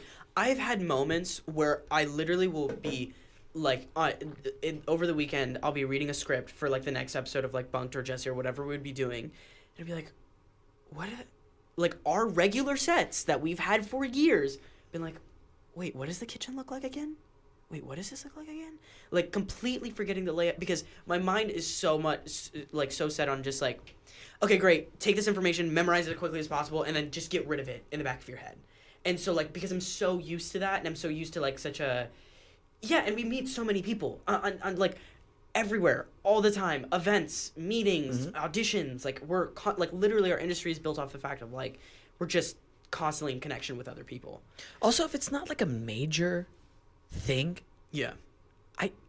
when something's happened and it's past for me. Yeah. Does that make sense? Like if it's not a major event or anything, like if somebody were to ask me, hey, what'd you eat yesterday? I have to think about that. Yeah. I'm like, wait, what did I eat yesterday? Like now I'm literally blanking out what I ate yesterday. Do you know what I mean? Now, Michael and I's lunch on, when was it, Saturday? It was on Thursday. Sorry. See? Rough there start. you go. Rough start. I don't remember the day, but I do remember where and our lunch very clearly. Well, that was... Because something major happened. What happened? Crazy lady. Crazy lady comes in. Was she carrying a bottle of bleach? Yes, she was, sir. Classic. Yes, she was. Classic. She was wearing a see-through shirt. Wow. And she was coming in dancing, having a good time. Manager looked like he knew her from before and was like, you gotta leave. He went to the back. I guess he was calling the cops or something. She did not like that. She started throwing silverware and stuff. She was pushing stuff off tables and went towards a mom with her baby, and the dad like stood up, turned around. It was a whole event. And then she left angrily. Guy called the cops. Cops never showed though, because they're like, well, is she gone? This is So I remember that lunch. But also, like, this being on the other side of that phone call, because I kind of had something like that once. So I was driving home at like 11 p.m. at night from like work or whatever, something I was doing. Like I was working that night, and I remember I was driving in my neighborhood, and like I live in the suburbs, and I remember just seeing in the distance there was this man like running in the street, and I pull up to the stop sign, and he just drops his pants and just charges at my car. Nice. With his penis out. And I just book it. And then I remember going like, what do I do? And so like I called 911, and this is like a residential neighborhood. Right. I know there's kids out that play. So I was like, I probably should call 911 because I don't want like a kid to wake up going to school with like an old man running around with his dick out. Yeah. And she was like, is it an emergency? I was like, no. There was I laugh. And I laugh always thinking about this. Being like, there was a man who dropped his pants and tried to rub his penis on my car. Whoa. Yeah. I didn't know that's what he was doing. I mean, he was literally like running at me with his crotch, like, and I was just like I don't know what else he could possibly try to accomplish. But, like, I just how ridiculous. And my mom, like, banged on my door the next morning and was like, why is there a notification saying you called 911? And I was like, there was a man who was chasing my car with his penis, and it was a thing. That'll calm her down. Yeah. Oh, okay, good. All right. I'm not a great child when it comes to calming down my parents. Oh, no, Mom, no. It's all fine. good. There was this guy, his dick was out, and he tried coming on my car. It's fine. Not like, well, I mean, there you go. All right. Disney Channel. Ooh. Hey, man. I will say though that just on a weird sidebar that like I've noticed like the recent attitude towards Disney kids has like shifted. Like everyone's like less uptight about it. Like the generation before me, I felt like everyone was like, they're supposed to be like perfect and they can't do anything wrong, but everyone's like, oh no, they curse. They're fine. They're normal people. They can do things. They can say things. They can be political. They can, Well, absolutely. I think you're just people too. Yeah. Yes. I know you guys are. The shows that are done on Disney are for a certain type of audience between a certain type of age range. So, a lot of people feel like, oh no, they have to be in that like mold. That mold or that bubble the whole time, even when it's a weird thing. How have you handled? And I'm just curious because you've had great success. How have you handled, like, I guess we talked about it a little bit, but like people going into your private life, you know what I mean? Are people that interested in it? Have you found it to be like okay to be? Are you private in general? Do you know what I mean? Because you don't live alone. I'm assuming you live with my parents. You live with your parents. Okay, yeah. Yes and no to a certain extent. I mean, like I don't mind doing interviews. Like I don't mind meeting people. Like I'm not like a closed off person where it's just like I'm like, hi, don't talk to me. But I do enjoy my privacy. Like I don't like to put. Like, I'm not the person that's always just like, hey, let me share every single private aspect of myself on social media. Right. And I think, I was talking about this with another actress who is an adult, and she's reached a significant amount of notoriety and success. And I was like, well, how have you dealt with that? And we were kind of discussing how because she's older, she was kind of able to deal with it a bit better. But, when I was growing up, like, when you're a teenager, you're trying to figure yourself out. And you kind of don't want to be seen. You don't want to be noticed. So, like, to a certain extent, it wasn't always nice, like, knowing that, like, if I walked into a place, a lot of people would be staring at me, especially the peak of, like, now it's cooled down because, like, the show's been on for a while, and I'm also, like, I act and sound and am very different than my character. So, like, people don't expect that. But I think especially early on, I had to get used to it. And I had to get used to, like, finding that fine line between, like, how much do I share and how much do I keep to myself. And yeah, because I do kind of enjoy my privacy a little bit. Like I don't want everyone to know everything about me.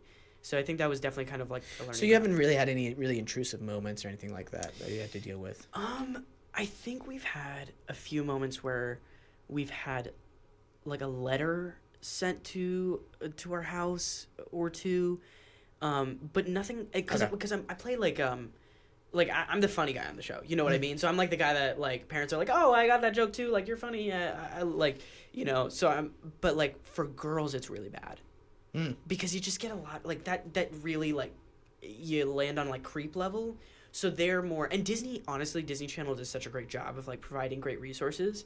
So they're just like, they always tell us like, hey, like here's the number, like literally the head of Disney security is like, here is my number, call me at any time, like if you have some kind of concern or like ABC does the same thing. They bring we're in the the same, FBI people and whatever, and they tell you if you have any like weirdos or like, you know, threats or something, you contact us immediately. Have you gotten any of those yet, or do any of your female before I've had like weird, really? like almost like a stalker, like really bad. You've had, that's why I like saying private about stuff like that. Do you know what I mean? And I like to engage my fans to a certain degree. You know what I mean? But especially if one's like, hey, I really like your podcast, or hey, I really like the show, it's really inspired me, blah blah blah, I like to respond back just because that's fun for them, and I'm appreciative that they've had such a positive reaction off of my work, which is great, awesome, cool. But there's stuff I want to keep super private. Do you know what I mean? Like when I was Googling you, for instance, I found like the third video that came up was like, people Karan has dated, and I'm like, why is this the third thing that needs to come up on his name? You know what I mean? It's so but the funny part of that intrusive is and like personal, and I don't like that. Do you know what I mean? That it's a personal thing. It's none of my business. I don't care. But it's a cultural thing. A lot of people. It's strange, right? It's a little bit strange that we want to know so much about someone else's private life. You know what I mean? And also just like the jumps that people make. Like I always like. I laugh when you bring that up because I'm just like, half the time I bet you that like the girls that I'm photographed with are just good friends or coworkers or colleagues that I know. But it's so interesting that like, I don't know, that like people are so like wanting to know, and that's why like the Kardashians are so famous. Is because they're literally like, we're celebrities and we'll let you know everything about us. We'll let you literally have a reality show following us day by day. And I don't think I could ever cross that. Like, I don't think I could. Like, even I have to have people sometimes be like, hey, like, you should probably post. Like, you haven't posted anything in a while. Because I'm like, I don't think this is worth sharing. Like, I don't want to share. They say what? Like, oh, you should, like, post or something. Like, you haven't posted. Oh, post. Oh, I thought you said pose. And pose. Like, pose for a post. I'm like, that's the weirdest thing to say to you. It is a little. No. I mean, occasionally, like. And I never pose for stuff because I'm just like, that's so like, it's weird, but I'm like, it sounds self-righteous, but not self-indulgent. I have that problem like currently about posting. No, about like why people are so like, you can't, if you pose with a certain someone, they think you're dating with them. Yeah. Immediately, and it's like, can I just have a friend who's a female? Is that possible? Yeah, and people don't get like I've had that with a few of my female friends where it's just like. People literally like to the point where sometimes like we'll avoid posting because we're just like we're platonic, and it frankly like it makes it a little bit uncomfortable sometimes. Not that much, like I mean you see the comment, you're like it's okay, but it's just like and people just assume like even in my like personal life, if I post with a female friend or something, they're like, oh, like why aren't you dating them? And I'm like, because they're a platonic friend and we like work together or yada yada yada, whatever the reason might be. But yeah, it's like it's kind of like a weird power thing too. You don't want someone knowing too much about you without like you giving them access. That's so weird to me. That is so intrusive, and it's not normal. Do you know what I mean? Yeah. I mean, even with my parents or my brothers, like there's certain things private with them that's between them. Yeah. My brothers, they're not going to tell me 100% of everything that's going on in their life. I don't know. It's just weird, man. Why would I share that stuff with a stranger? I don't know, but it's definitely having to like figure out, because that's what social media is based off of. You know what I mean? Just being like getting to know each other, getting like really personal. Being social, yeah, I guess. Yeah, exactly. Right. And it's kind of like reinventing like how we interact with people. Because like before with like celebrityism, it was no one really saw you outside of a press line. You controlled who you talked to, how they receive that information, right. And now it's kind of like you have that access in the palm of your hands, and people want more of it constantly. at any time. And yeah, I'm just like, and also half the time it's not even just like keeping my privacy. I'm just like, I don't think I'm that important to be like, you should know about my like this. I don't find a lot of the things in my life horribly interesting to like post about. I mean, like when people are like, what are, my favorite is when in interviews they're like, what are your hobbies? I'm like, sitting at home thinking about work. Like I'll try to, think of something like hiking or whatever, but I don't find myself a horribly interesting person where I'm like, you should all hear about this. Do you get annoyed from this question? What can we expect? Like, you just finished, like, season 4, right? And you're like, what can we expect from season 5? It's like, well, we just finished season 4. Yeah. And I'm not a writer or the creator, so there's only so much I can say. You probably get that more here, and I think this is the difference is because my show is a sitcom, it's like you create an issue within the first 2 minutes, and then you have to resolve it in the last 19 minutes. Mm-hmm. And for me, whenever I was on Disney for 7 years, so anytime I'd get that, I'd be like, yeah, same craziness as always. Oh God, the Ross family. Oh yeah, it gets crazy this summer. Because it's just like, what else am I gonna say? Like there's nothing like, because it's just how a sitcom is structured. You have these characters that don't really evolve. Like they're just supposed to stay.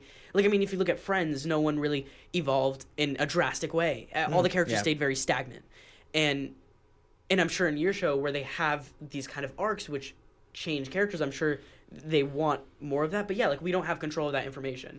Yeah, I just get annoyed with journalists when they're like, you should know that.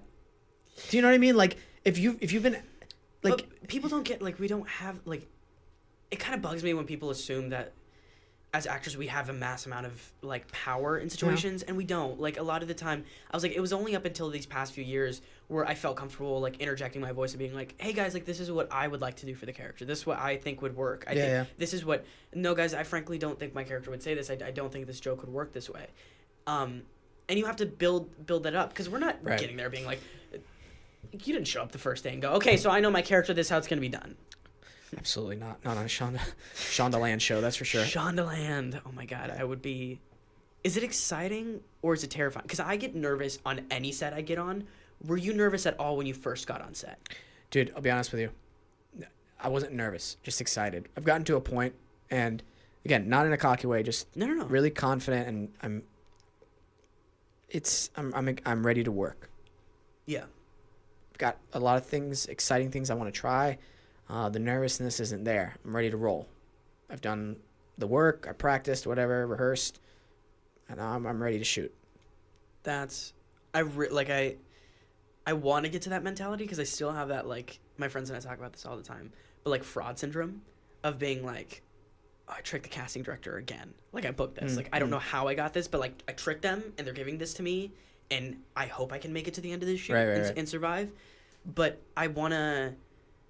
And that's why I'm kind of like grateful that, because some people, have a negative way of like, oh, I didn't want to be on the channel that long, or I personally enjoyed being on the channel as long as I did, because it gave me a time to be like, to reset and be like, okay, what is acting, and trying to explore that again, and trying, because I want to be in that position where I'm like, I go on a set and I'm fully comfortable in my abilities, and I'm like, no, I've got this. So this might help. So you have to take, I think, a few steps back, and my intention and my goal is to always deliver top tier work in my craft. No matter what the project is, it's going to be top tier.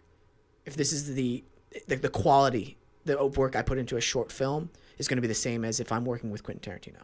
Mm-hmm. Does it make sense? You know, or like somebody like Christopher Nolan. Yeah, I completely get that. So having that mindset, because I don't want to just be okay or good or like, oh, that was great. I want it to be like, oh, different, exceptional. That was very Wesam, Yeah. And that in order to get to that point, what are you doing every day towards your craft? Yeah. So I do a Sunday class with my friend Isaiah. Oh, nice. I'm going to ask you off out of the booth which one you take, because I'm trying to find a new one anyway. So I can definitely recommend a couple things for you. There is one acting class I heavily recommend. Scene study, I'm assuming, right? Just like basic scene study? Yeah, it's Meisner technique, though. And it's the best one I found in LA, because I've tried a bunch in LA. Oh, okay, gotcha. And there's two that I was like, okay, these are all right. The rest, not so much. I'm just watching people's therapy session in acting class, which I can't stand anymore. I get that. You want someone else to figure out their work beforehand, and then go in and just execute it. I don't want to watch every single person cry about what's going on in their personal life when they're supposed to be working on the scene. Yeah. Okay, Yeah. because I'm out of college. I'm done with it. I can't take it anymore. I can't. Oh, wait, did you study theater and acting in college? I had an amazing. So, okay, so I've kind of branched out a little bit. Starting in like 8th grade, was in a drama program in high school, in school. Yeah. 9th grade, there was this like different level of drama classes. I was in the top. It's called top drama, and then you're just through high school, and it was great because our shows were very exceptional. Our teacher taught us like acting techniques, and it was like amazing shows we put on. In the summertime, I would just hang out with the Shakespeare companies that would come and tour, and like I'd audition. Obviously, I wasn't gonna get a part, but they liked me enough to just, hey, we'll give you a line, or hey, you can just come and be like the servant and just hang out. So in the summertime, I was immersed in theater. Every day after school, I would have rehearsal. Yeah. So that went on through college, and in college I started really taking it seriously, and that just escalated more and more. So I've been lucky enough to really study and just immerse myself in theater, different acting styles for years and years and years. And that's something I think is really, really important for actors to continue studying. That's why I meet every Sunday with my buddy Isaiah, and we give each other cold reading scenes where we'll just run the scene over and over and over, and we'll run it a bunch of different ways. Yeah. Even ways that won't work, but we'll find something new. And that's helped us in the room during callbacks, and just being comfortable to switch when somebody gives you a redirection, like, you know, you're at a producer session or whatever. Yeah. So it's like producer says, oh, that was great. Do you mind if we do it this way? And you won't get insecure and be like, oh my God, he didn't like the first way I did it. This is why he's giving me redirection. You know what? You start living. Did that used to be your mentality a little bit when you would get like callbacks or oh, seriously? Yeah, in the beginning, absolutely. Yeah. When a producer says, "Oh, that was good. Can we do it this way?" Like, in your insecure side, the ego side is like, "Oh God, he doesn't like this. Oh God, I'm messing up." And then he's giving you the redirection, and you're not paying attention. Yeah, and you've just screwed yourself. So instead of being like, "Okay, cool, I've done the work. I've read enough scripts that I can automatically break a scene down. This is the choices I'm going to make. I'm going to be able to execute them. Yeah, the way I want, and in a truthful manner, connected. Great, I delivered. Awesome, cool. He liked it. Oh, you want to do it a different way? Cool, let's do it. Yeah. All right, we can do it that way. And see, that's what sitcom taught me, because I was the same way. Like I literally, so my first real kind of movie audition, my first real movie that I'd booked, I'd gotten to the director session, and I really wanted this film.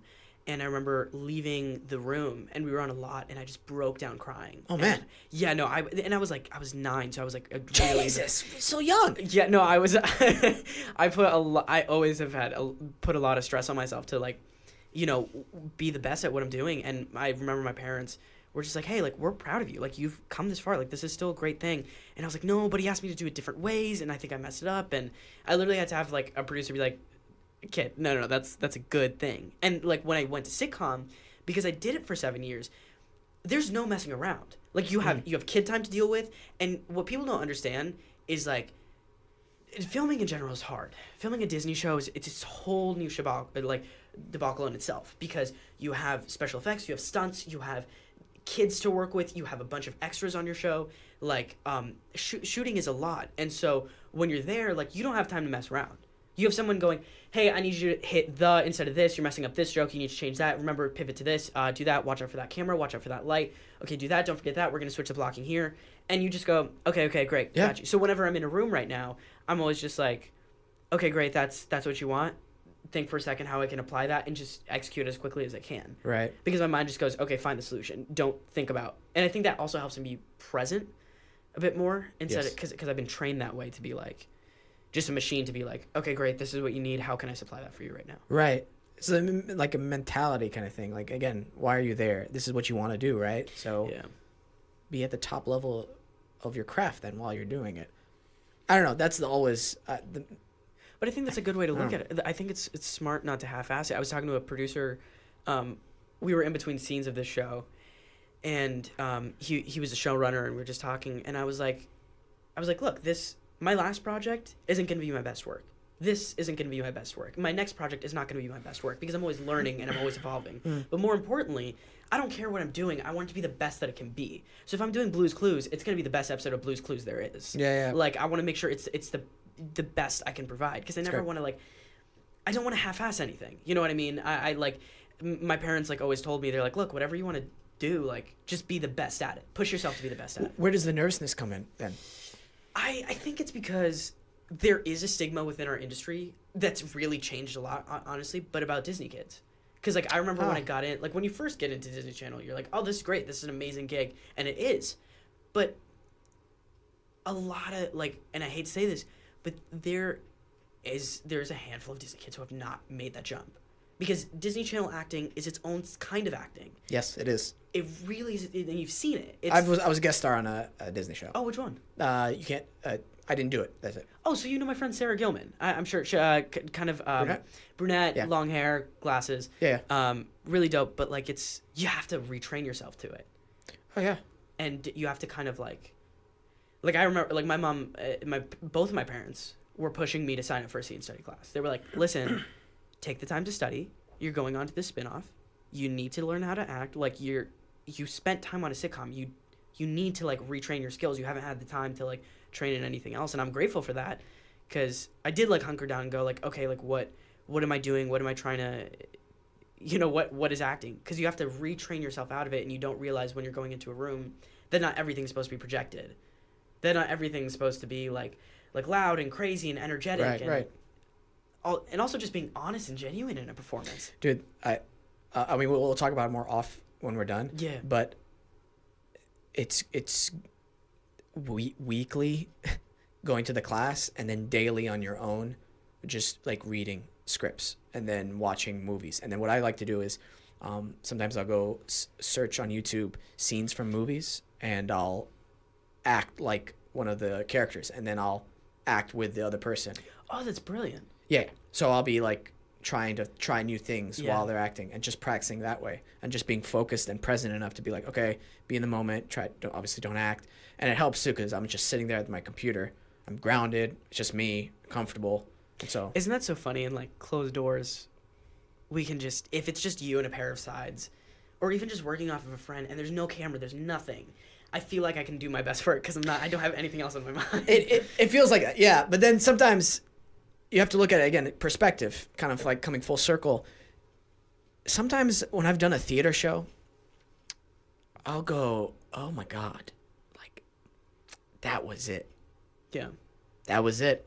Feel connected. Or no, not even theater. Audition. Yeah. Nailed it. Home run. Getting a call back. Nope. That's the irony of it. And then you go in there sometimes. Oh shit, I stumbled on that word. Definitely was not connected. That was the worst audition I've ever gone on. Yeah. Hey, they want to have you come in for a producer session. Why?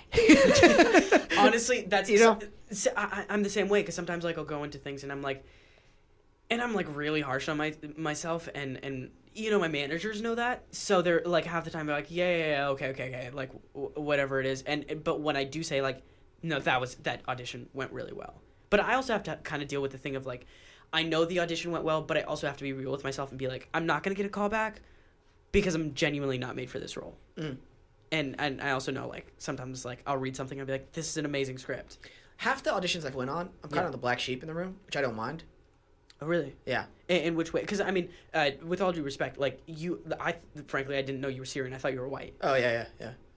Look kind of ethnically ambiguous. Yeah, so like how?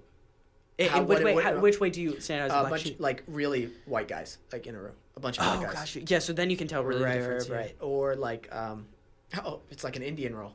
Yeah. I don't look Indian. Because you're so light skinned. Yeah. So I'm like looking around. I'm like, if they want an Indian guy, I'm not getting this. Yeah. If they want to go, hey, you know what? Let's go with him. Then, for whatever reason. So it's like, and then I also learned that sometimes casting directors bring you in. They need to make their tape look good for the directors. Like, hey, I know he's not exactly what you want, but check out what he did with the role. Yeah. Does that make sense? Yeah. No. Because I've been on the other side of it. So Okay. like I've literally I was directing an episode of BUNK'D. And that's awesome! You directed an episode. Yeah, they were really cool about it. I'd been on the show for like 6 years, so and Oh, wow. I'd snuck it in there, and they're like, yeah, of course, like you worked hard for it, you shadowed, like you, and I told them, I was like, hey, like I really want to be, I really want to see the casting process for like the guest stars. I know it's not much, but I just want to get a feel for the actors and who they are. It comes down to the dumbest things. It really it comes down to the most minute things. Like one guy came in, gave the best read. He was too tall. Like literally, that's all it was. And it comes down to the dumbest things. But also sometimes, like, I've talked to casting directors where they're like, honestly, like, sometimes we just have to bring someone in to, like, fill the tape. Just to be like, oh, yeah, we brought in 7 people. We know that 4 people are good for it, but we just bring in 7 people. Like, casting is, like, this whole very confusing thing that you can't think about too much. And you kind of just have to, like, go in and do it and just be like, okay, if it lands, it lands. If it doesn't, it doesn't. Because there's so many reasons behind, like, why they can't. Like, you know, like, I've been in auditions where, like, where I've literally been like, oh, I'm getting a call back. And, like, I felt like a casting director's given me that hint of, like, wow, you did a great job. Like, this is... And then I don't hear anything because I'm just like, okay, I know I'm not made for this. Sorry, no, I'm not. This is not for me. So, yeah. It's a very interesting business. It's very unlike anything else going on right now. It's the only business in which, I forgot who said this, where you have to constantly prove that you can do the job. Yeah. Which is... I don't know.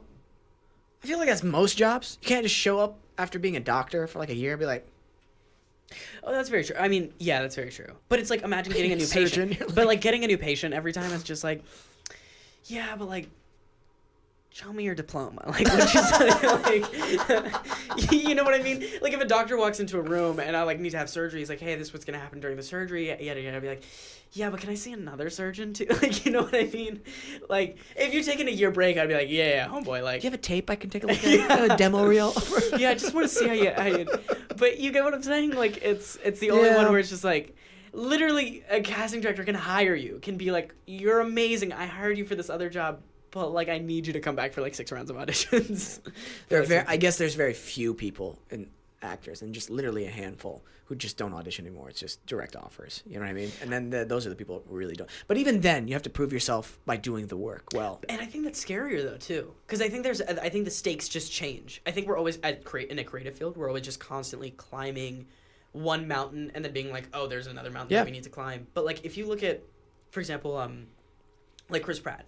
Chris Pratt only gets offers now. He doesn't need to read for anything because he's brilliant. And when people give him offers, I'm sure he has to be like, because now it's not about like getting a job. It's about making sure it lines up with the other dominoes behind it. Right. And it falls into place. Because it's just like you screw up a few times. Like there's films that ruin people's careers.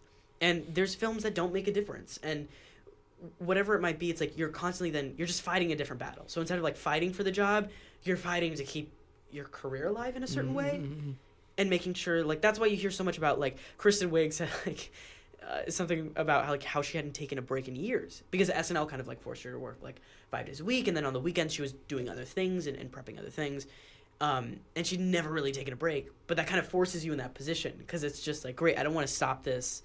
I'm not there yet to stop this, even though I'm getting offers.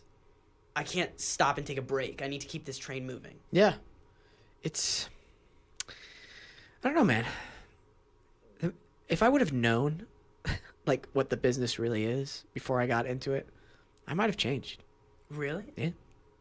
I loved acting, but I might have changed. I'm kind of glad I didn't know. Can I ask is there a particular thing that kind of ruined it? Not ruined it. I mean, I'm happy now. You know what I mean? Like, Sorry, ruined it is so aggressive to say, but So I'm obviously working on a hit show right now, which is great. Yeah, Shondaland is huge. Right. But let's say after Awkward ended, there was a year where I didn't work. You know what I mean? And let's say, I don't know, man. There's a lot of things I was ignorant of going into this business that I'm like, oh man, maybe, why did, like, it astounds me that I still moved out here. I drove out here in my car, packed everything in my car and moved out. Really? Because the person I am today is so much more different than the person I was 9 years ago.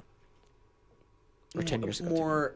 More like, I don't want to say callous, but like, I guess callous and businessy, or just like and what is it like? I'm more cautious. Excuse me. I'm more cautious now than I was back then. I used to take a lot more risks back then. Yeah. Now I'm taking really calculated risks nonetheless, but I'm like, okay, cool. Like, because that's how you kind of have to view your career a little bit. You know what I mean? Like, you kind of have to be.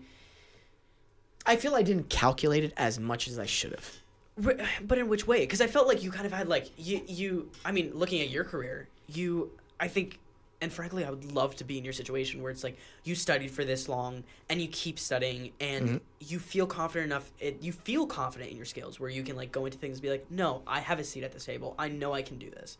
Yeah. And yeah, so where would you be more cautious? Because I felt like you've made great moves. You've been extremely versatile with your career. Like you've been able to like. Yeah, absolutely. So this is going to sound a little crazy. Spiritually, I've grown as well. And I feel like if I could go back and do it again, I would want to do something with like special ops, like in the military. Oh, really? Yeah, like no joke, like Navy SEAL, Army Rangers, something like that. It's not bad people from doing bad things. And is that because this industry is kind of just ridiculous in itself a little bit, or no? Like, what reason? I find being of service and helping people a great thing. And what's awesome about acting is I pray for this in my work, that not only do I entertain people with my art, but I also enlighten them, that they better themselves and the better the people around them. Yeah. And then ultimately their lives lead to the ultimate good. Yeah. That's what I pray for when I act. Yeah. And I tell stories that are meaningful and that do those things. And then I can use my platform, hopefully as my career grows, to do, charity work with stuff I want to get involved with. Yeah. The wide range of things I want to be involved with. So and make a difference and use that. I love the feeling I get when I'm being of service to people, to helping people, help people get better lives, better themselves, just not be miserable, not stuck in a downward spiral. That to me feels good. And I don't necessarily want any credit for it. I really don't. Yeah. It just intrinsically just feels like the right thing to do. Well, yeah, because at the end of the day, like what are we left with on our deathbeds? You know what I mean? Yeah. You either made good choices, you made conscious choices to be good to other people, right, and try to make a more positive space around you and help people and heal people, or you made a choice just to live for yourself. Not that there's anything wrong with that, and I think we as people all need to kind of do that to a certain extent, but just like if you're being horribly selfish or rude or just like not creating creating a negative space for other people, like you're gonna die with that, you know what I mean? And dude, live your life. Enjoy it. I'm not saying that to people where you're like, should just be a monk and do it. You know what I mean? No. But that's just something I've been always attracted to. Like special operations, this like true warrior lifestyle, like old samurai code of way of living your life. There's like universal truths in the way those people live, with being honest, being honorable, being, of service, of doing the right thing, of defending people who are weak or need help. Those are the right things to do. And as I'm getting older, those are the only things that really matter to me. Yeah. Taking care of my mom and dad, that is the right thing to do. Yeah. Some people say, oh, that's kind of like a burden. I'm like, well, what's the other option? Me just to go deuces and be ignoring them? Yeah. In my circumstance, that's not the right thing to do. I don't know other people's circumstances. I'm not here to judge other people's circumstances. I can be influenced by them, but at the end of the day, I'm living by my circumstances and what I believe is the right thing to do, and it's not harming anybody else. Yeah. And I think I just wanted to end. Sorry, I'm getting a little sniffly. First he takes a bathroom break, then he's getting sniffly. I think this is across, like, I read this thing, and it's like in every single faith and religion. It's the golden rule. Like, do unto others as you would have done unto you. So basically, don't harm other people. You know what I mean? And that's something I try to live my life by. Yeah, and it honestly doesn't cost that much. It really doesn't. Like, at the end of the day, like, okay, being a nice person is hard. Like, it just is. Like, I don't really believe people. You think so? I think it is. Being a nice person is hard? Because I'm making a conscious choice to put my energy into making you feel comfortable and knowing about you and making sure that, like, I'm putting my energy towards, because I could be saving that for myself and I can be putting that somewhere else, like my family or anything else, but I'm deciding to put some of my energy into that. But I do think at the end of the day, it's the right thing. And when you look back at it, it's just like, you know what? Yeah, like, I'm like, for example, it's like, I guess sorry, go ahead. It's a tricky line, because it is and it isn't. Sorry, I'm sounding like people probably think I'm crazy right now. No. But imagine if you just work 14 hours and you go to get a cup of coffee, and there's that barista who's talking a little bit too much. I'm using my energy to be like, oh no, that's so cool. Like you saw this band as well, like the one on my t-shirt, like live. Oh, where'd you see them? That's cool. Like, well, have a great day. It was so nice meeting you. I'm exhausted. I really don't want to be putting my energy into a conversation. But I did, and it probably made him feel a little bit better, if even if he was having a bad day. And at the end of the day, it didn't cost me that much. Look, point is, just like, we all need to stop being assholes and just be nice to each other, because it doesn't cost that much. Absolutely, 100%. I think also it's changing your perspective on yeah, if you're working 14 hours a day, I'm not saying go at the end of your work schedule, go to a soup kitchen unless you want to and help out people. Yeah. But I feel it's easier to let things go than to hold on to like anger and hold on to like things. You know what I mean? Because like, let's take things logically too. Like, this barista doesn't know you've worked 14 hours. That's the worst analogy, by the way, of all the situations I could have brought up. I was just well, like, take barista. little kids. You know what I mean? Yeah. Little kids can get kind of annoying. You know what I mean? But they're kids. Yeah. You can't blame a kid for not knowing something. They're a kid. Yeah. You know, and I see sometimes the way parents or some other people deal with kids, and they're like yelling at them. It's like, you realize this person is the literal definition of the word ignorant right now. Yeah. This little human doesn't know. So Yeah. teach them. Be patient with them. Of course, they're not going to get it from the first time. Yeah. Have you gotten stuff from the first time? Every single thing in your life? Did you learn it right away? Yeah. You've never made a mistake again? I don't know. It's patience. It takes practice. It takes work. But I don't know, man. I think that's just the best way to live your life. And it's not going to be easy. But what's the alternative? Being shitty to people and having a bad life and just going through this endless cycle of pain and suffering? Yeah. I'm tired of doing that. I'm trying to make change in my life by doing that in other people. Were you ever that kind of... Were you ever, like, super selfish or just super... Yes. Oh, seriously? I had a really bad anger problem. When you were younger or just... Yeah, when I first moved out here and everything. Yeah. I have a lot of problems still I need to work on. Seriously? Yeah. I could not imagine that, by all means. I kind of just assumed that you are this kind of person from the get-go. No. 100% no. Oh, seriously? So, like, you kind of had to train yourself to be a little less inward? Yes.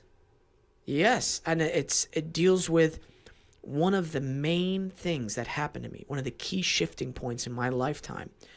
I was serving tables, and we were having a Christmas party of some sort. And there was some drama going on with the servers. Whoa. And I was like, oh my gosh, you know, I was getting so invested. And then I don't know what happened. I kind of like looked at everything from like a third person perspective, and I was like, what the hell am I doing here? These people have been here for years. I've been in LA for about 2 years almost. Is this how I want to spend the next few years of my life? What did I come out here to do? Oh God, I started seeing myself stuck there for years and years and years. Wow. And seeing the cycle and the annoyance of like drama. I'm like, this is the shit I hated in college. This is the shit I hated in high school. What am I? Oh, no. Like, something in me was like, nope. I was like, no. Deuces. I can't do this. Yeah. I started working those shifts with just like keeping my head down, just here to make money and leave. And get out, yeah. Stop kind of hanging out with people I would hang out with just because I was really focused on acting. Not that I would judge them or didn't want to be with them. I just couldn't live the same lifestyle they were living anymore. That's completely valid. Learning more, reading more, experiencing more, improving my craft, going to more acting classes, doing this, doing that, keep pushing, keep working hard.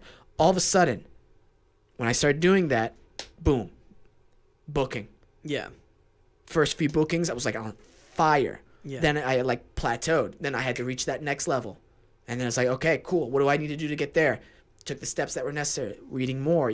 Like, there were certain life things that happened that really triggered me to either go, hey, you can stay in this cycle, or you can take the hard route up. It's that sink or swim mentality a little bit. You know what I mean? Like, where it's like, it's kind of like, I don't know, anytime I'm in a really like crappy situation or something, I always try to remind myself like of my parents. And I'm sorry I keep pivoting back to this, but like their whole thing was just like, okay, great. Like we're in America now with $50. Let's figure it out. Like let's just get through this. Like it's and I might not know the answers now. So whenever I'm in a situation like that where I'm just like either my like career is plateauing or I'm just like not sure where to go, or I find myself getting stuck in some kind of cycle, like, great, okay, let's just try to figure it out. Like, what do I need to learn? What do I need to what do I need to do next? Where can I push myself? And that's hard. That really is hard because it's exhausting. And you want to just be like, I have it. I figured it out. I don't need anything else. I don't need to be putting, because like with all due respect, as much as I love acting, and I love acting with a passion, I don't love spending like 4 hours of my Sunday or Saturday night like in a scene study class, like watching people like cry for hours and then just like having to drive myself home at like 11 p.m. at night. I feel like that time is wasted. Yeah, no, it's all exhausting because you kind of want to be at that point where you're just like, no, I figured it out. Like, I got it. Like, I reached where I need to. You just want to get to the kind of end of the journey sometimes. But yeah, you need to like push yourself to be like, just figure it out. Come on, like this is not where you, and you have to stop yourself from being stagnant because it's so easy to be stagnant, so easy to be lazy, and so easy to just sit there and feel comfortable in something. And you have to pull yourself out and be like, you can't be. You need to push yourself somewhere higher. Absolutely. Family is a big motivation for me. Like having to take care of my mom and my dad, that was a major goal for me. And that was the fuel for everything. Whenever things would, I don't know what to do, you know. And I'll be honest with you, I prayed a lot as well. Are you super religious now or just spiritual? I'm Druze. Druze. It's a very not well-known, you know, faith. Okay. But it's not. I'm not a druid. It's a Druze. I have to explain that. Best thing I do is have people like Google it. Okay. So I prayed a lot, and I owe a lot to God.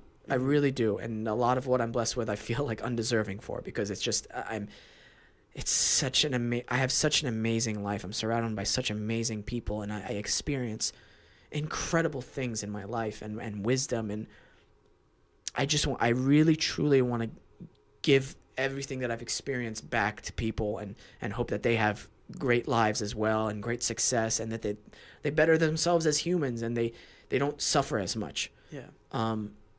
So yeah, man.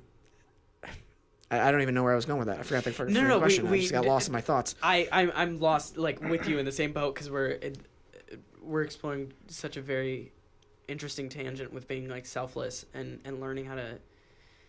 Yeah. A lot to work on though. I think you can agree with me. A lot to work on personally. Yeah. Unless you're perfect. Are you perfect? No. I trust me. Are you saying you're perfect? Karan Brar is saying he's perfect. Everybody. I'm perfect. I've got everything figured out. No. I think that's all of us. I've got my issues that no one knows about where I'm just like, look, I got a lot of fixing I need to do. Mm-hmm. Not that there's like I view myself as some like, you know, horrible mistake that's not fixable. It's just like, no, there's things that are wrong underneath the hood that I need to like take a minute and that are going to, and I'm realizing that right now, kind of like I'm really reaching that point where I'm just like, I was talking to a friend about this where I was like, I think I need to take like just one step back from my career because my career is everything to me. Like I'm always by my phone, everything. Like I literally drop everything when I get an email and like I'm focused on like what I'm doing. Yeah. And yeah, like I put my career before everything else. And I was talking to a friend recently where I was just like, I think because I'm working on a project right now, I was like, when I'm done with this, I think I just need to take a small step back and realize like the world isn't going to explode if I leave my phone in my room for 6 hours, and just putting that energy a little bit more towards myself and a little less outward, because I like being I believe to be like a nice person. I like to do good by people. Give or take. What do you think, Michael? Is Karan nice? Yes, he is. Yeah? Thank you. I appreciate it. That's one. That's one. 6.99999 billion to go. Sorry, where was I going with this? Sorry, I didn't. No. Just working on yourself. So I'm kind of deciding that like, hey, I think I need to take a step back and like put that energy a bit more towards myself. So I'm a little older than you. How old are you? I'm 30. Oh, you're 30. You look like you're like 23. Yeah. So you're 19. And it's amazing the amount of change that's happened for me. Of course, I don't know what's going to happen to you, but I can just assume that, you know, like between 18 and like 24 is like crazy amount of change that happens. Michael, would you agree? 25, I think, is like the big. Oh, really? Yeah. 20. There's like a definite like switch that like turns on when you turn 25, I feel. Yeah. You're going to like experience even in a year, you won't be the same person, you know? And when you hit 25, you're going to look back at 19 and go, who was that person? That's interesting. Yeah. How did I evolve from that? Hopefully, Yeah. Some people don't.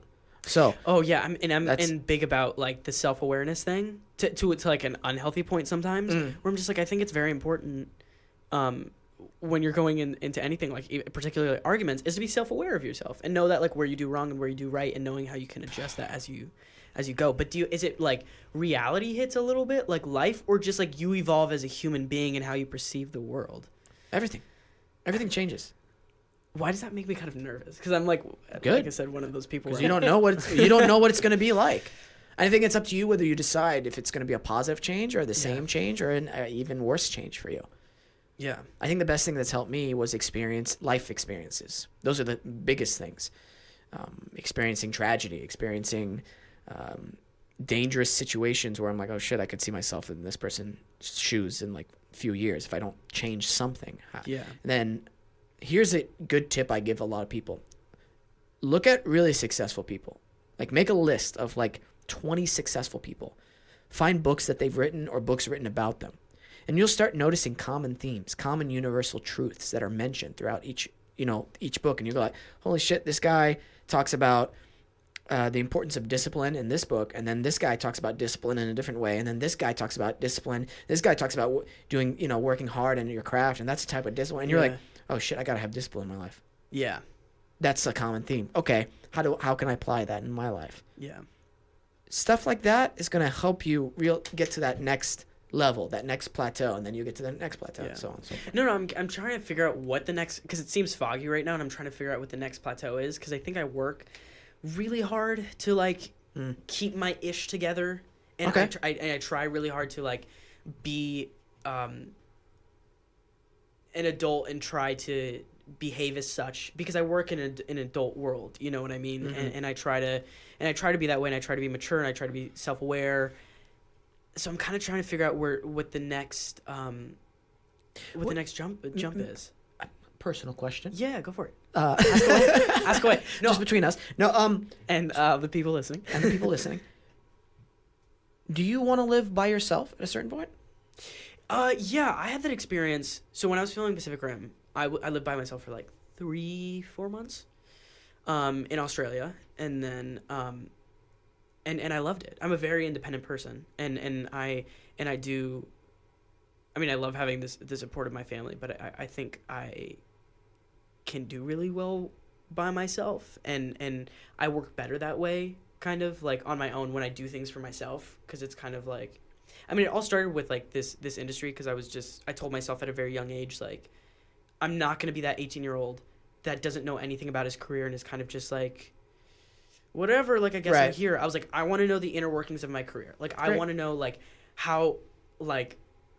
how do you email an agent or a manager? Like, what are the things that, like, go on between that? How do you behave professional in a meeting? Like, what are, like, all these... At a very young age, I was kind of just very much pushing myself to be that way. And I think that kind of forced me to be independent. But, yeah, I do want to live independently and kind of be on my own for a bit, just so I can have that experience. Because I haven't fully had that yet. I've just had a few months of experience with that. I highly recommend that then. Really? That helped change your view? If you can live, even better, and it just depends on your situation.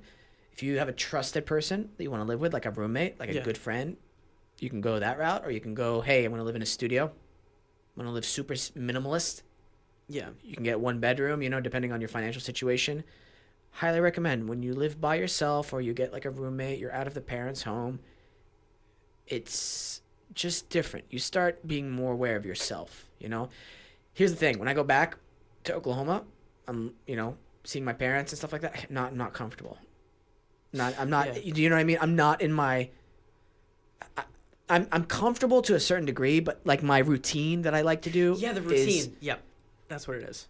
Is different, obviously, because my parents are there. You know what I mean? It's just different. And it's kind of interesting because your parents like want to, and I love it, they want to take care of you. And so it's kind of like, I love my parents dearly. But like sometimes like my favorite is, and I don't mean to sound harsh, but like I love it when they're out of town on vacations, because I have the house to myself and I have my own routine. And that's what I loved when I lived by myself for a few months on that film, was I had my own routine and I had to figure it out. And I kind of was like pushing myself in a different direction to be like, I don't have my dad on set with me anymore. I don't know how to grocery shop. I don't know how to cook for myself. I don't know how to do laundry. And just figuring out my own routine and figuring out how to be an independent person. Dude, I think you might have found a way to clear up some of that fog. That's actually really true. I'm so lazy about spending money on rent. I really, I want to be a homeowner so Why? badly. It's money down the drain. And, Is it? Let's remember what I said about money as a tool. That's really true. Oh, yeah. This podcast is teaching me a lot more than... I'm not in a rude way, but just in a way of this gets really interesting, and I love it, by the way, because a lot of the interviews I do is what is your favorite color, and what's next? Yeah. So this is great, but yeah, I think, and that could feed into more fuel for your fire to go, hey, I need to take my career up to the next level, because if I want to be a homeowner, I need some more income for that. How do I do that? I need to book more jobs. How do I do that? I need to get so good that they don't ignore me anymore or they write stuff for me. That's also a thing I had whenever I really started doing this acting class with my friend Isaiah. One of the goals was I'm going to get to a point. I want to get to a point in my career or my craft where I'm so good that they can't ignore me. I heard that from a phrase somewhere. And I was like, brilliant. I like that. You're so good that they're like, we got to put him in. We have to put him in. That's brilliant. If that sounds cocky, it's not being cocky. It's confidence. And you know what I mean? No, I completely. It's motivating. Because there's a difference. You know what I mean? And there is nothing better than seeing an actor who comes on a stage and, because let's be real, no one wants to deal with an actor that's just am I doing it right? Am I doing great? Am I doing fine? There's nothing better than having an actor that's no, I trust my abilities and I know I can do this, like we've talked about, and I think that's and that's what I love about scene studies, because you can fall and you can do, you can mess up, and you can have someone be like, no, that was really bad, and we're going to move on from this scene, and I'm going to assign you a different scene. Yeah. Because you're not nailing this. Just to be able to go through that experience. Now, I'm a firm believer in scene study that you need to take a break from class. Because I think you should be able to, do class for a while, and I like to, do class for a few months and then take a break. I need to press a pause button from it. And then I need to come back to it. And I don't know what it is, but for some reason it gives me a moment of clarity to let things settle in. That's fair. Do you ever have that, or do you go all the way through, even when you're working? When I'm working on the show, I'm still doing my Sunday class. Seriously? Yeah. Damn. Mine used to be in the middle of the week, and I could not keep up. Because I was running on 5 hours of sleep a night, and then I was... That's understandable. And yeah, you're working, but sometimes in the Sunday class me and my friend are doing, it's just me and him. Oh, seriously?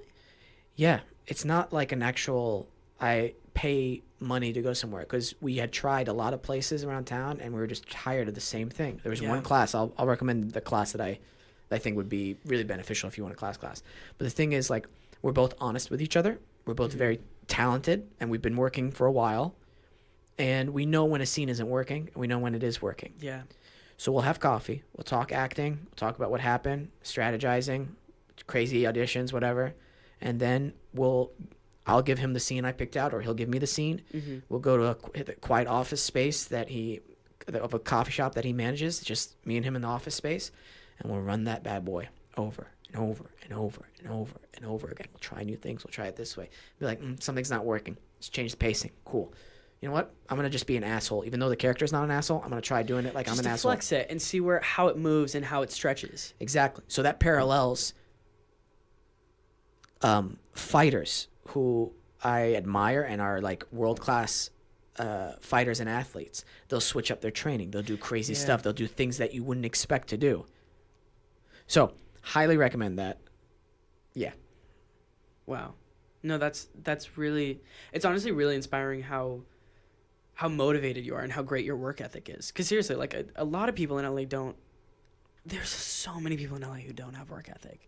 And it amazes me because I look at them and I don't obviously say anything because I'm not going to judge them for their choices. Right. Everyone's journey is their own. But how are you going to expect anything to happen when you're just sitting there hoping it lands on your feet and just happens for you magically? It just doesn't. It's work ethic. And I know it doesn't always seem like, hey, going to a scene study class or, just doing all these small things doesn't seem like it's adding somewhere, but it does. I'm telling you, man, time is ticking and it goes by quick. Yeah. We're already in July. Half the year is gone. I'm Bye. feeling that, like, and I know that's weird to say as a teenager, but, like, as I get older, like, I felt like my experience on Jessie was a standstill in time. Like, that felt like it went on for, like, ages, more than 4 years for me.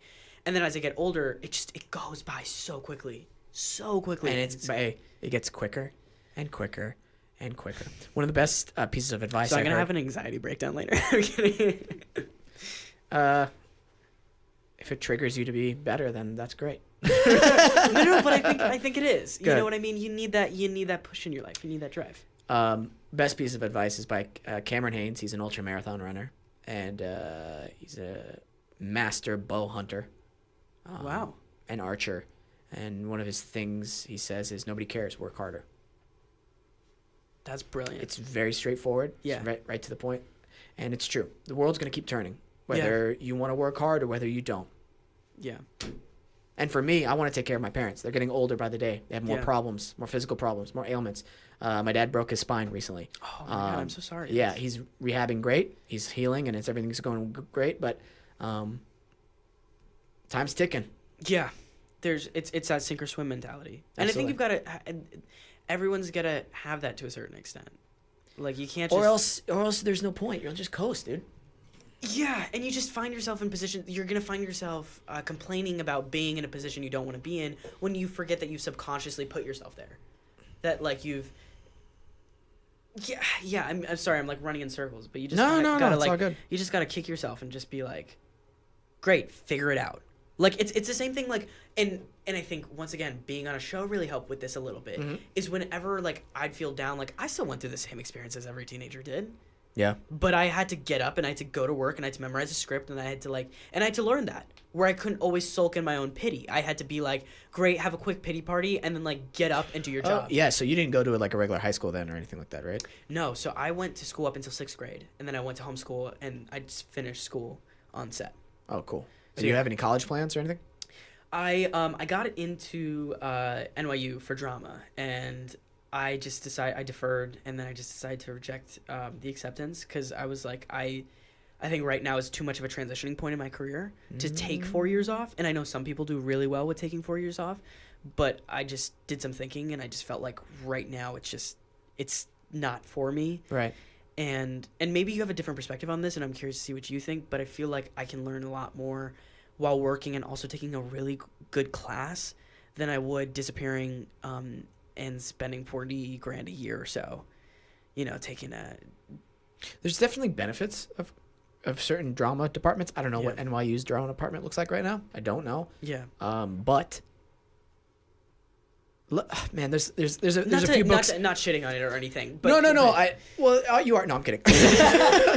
I'm totally kidding. No, but like, I'll recommend a few books that have tremendously helped me, and I'll say a couple of them on the air, and I think Michael knows which one. Discipline Equals Freedom Okay. by Jocko Willink and Leif Babin. Can I write some of this down? I'll actually text it to you here in a little bit. Oh, fudging. Are we out of time? Fudging. Fudging. You know somebody's late to something when they say fudging. We can wrap it up too. No. Let me just... This guy's so rude. I'm so sorry.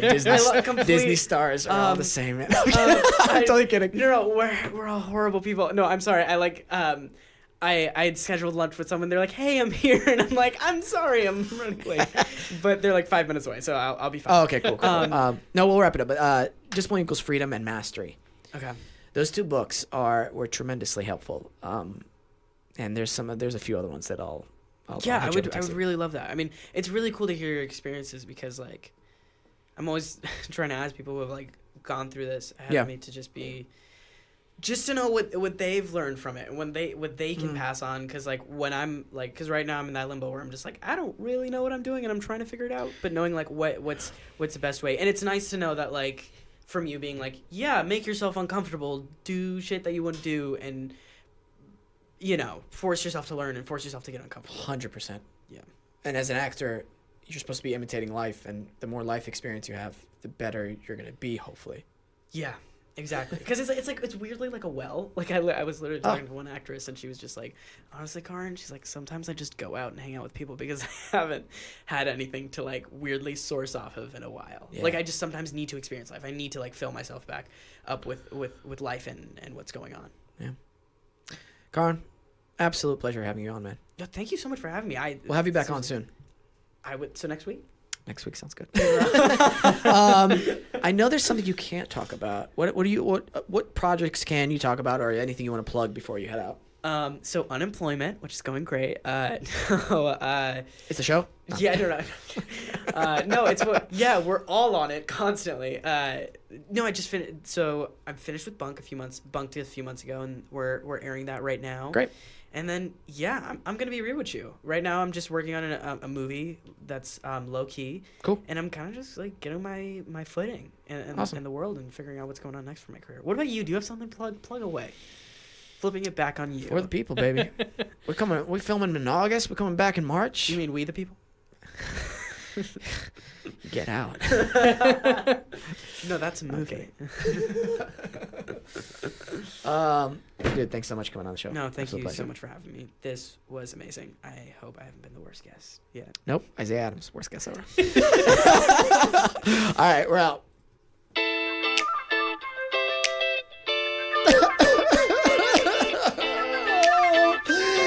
Oh, God, it's over. I bet that's what you're thinking right now. Bet you're crying on the subway. Another episode done of Wesam's World. Hey, guys, thanks for listening to the show. Give it up for Karan Brar. Hey, Michael, thanks for everything that you do for the podcast. I like you, man. Like you too, Wesam. Steph, come to LA. That was good timing. Thank you, Adobe Radio. Thank you, Nice Guy Digital. Thank you. Thank you, God. And we out.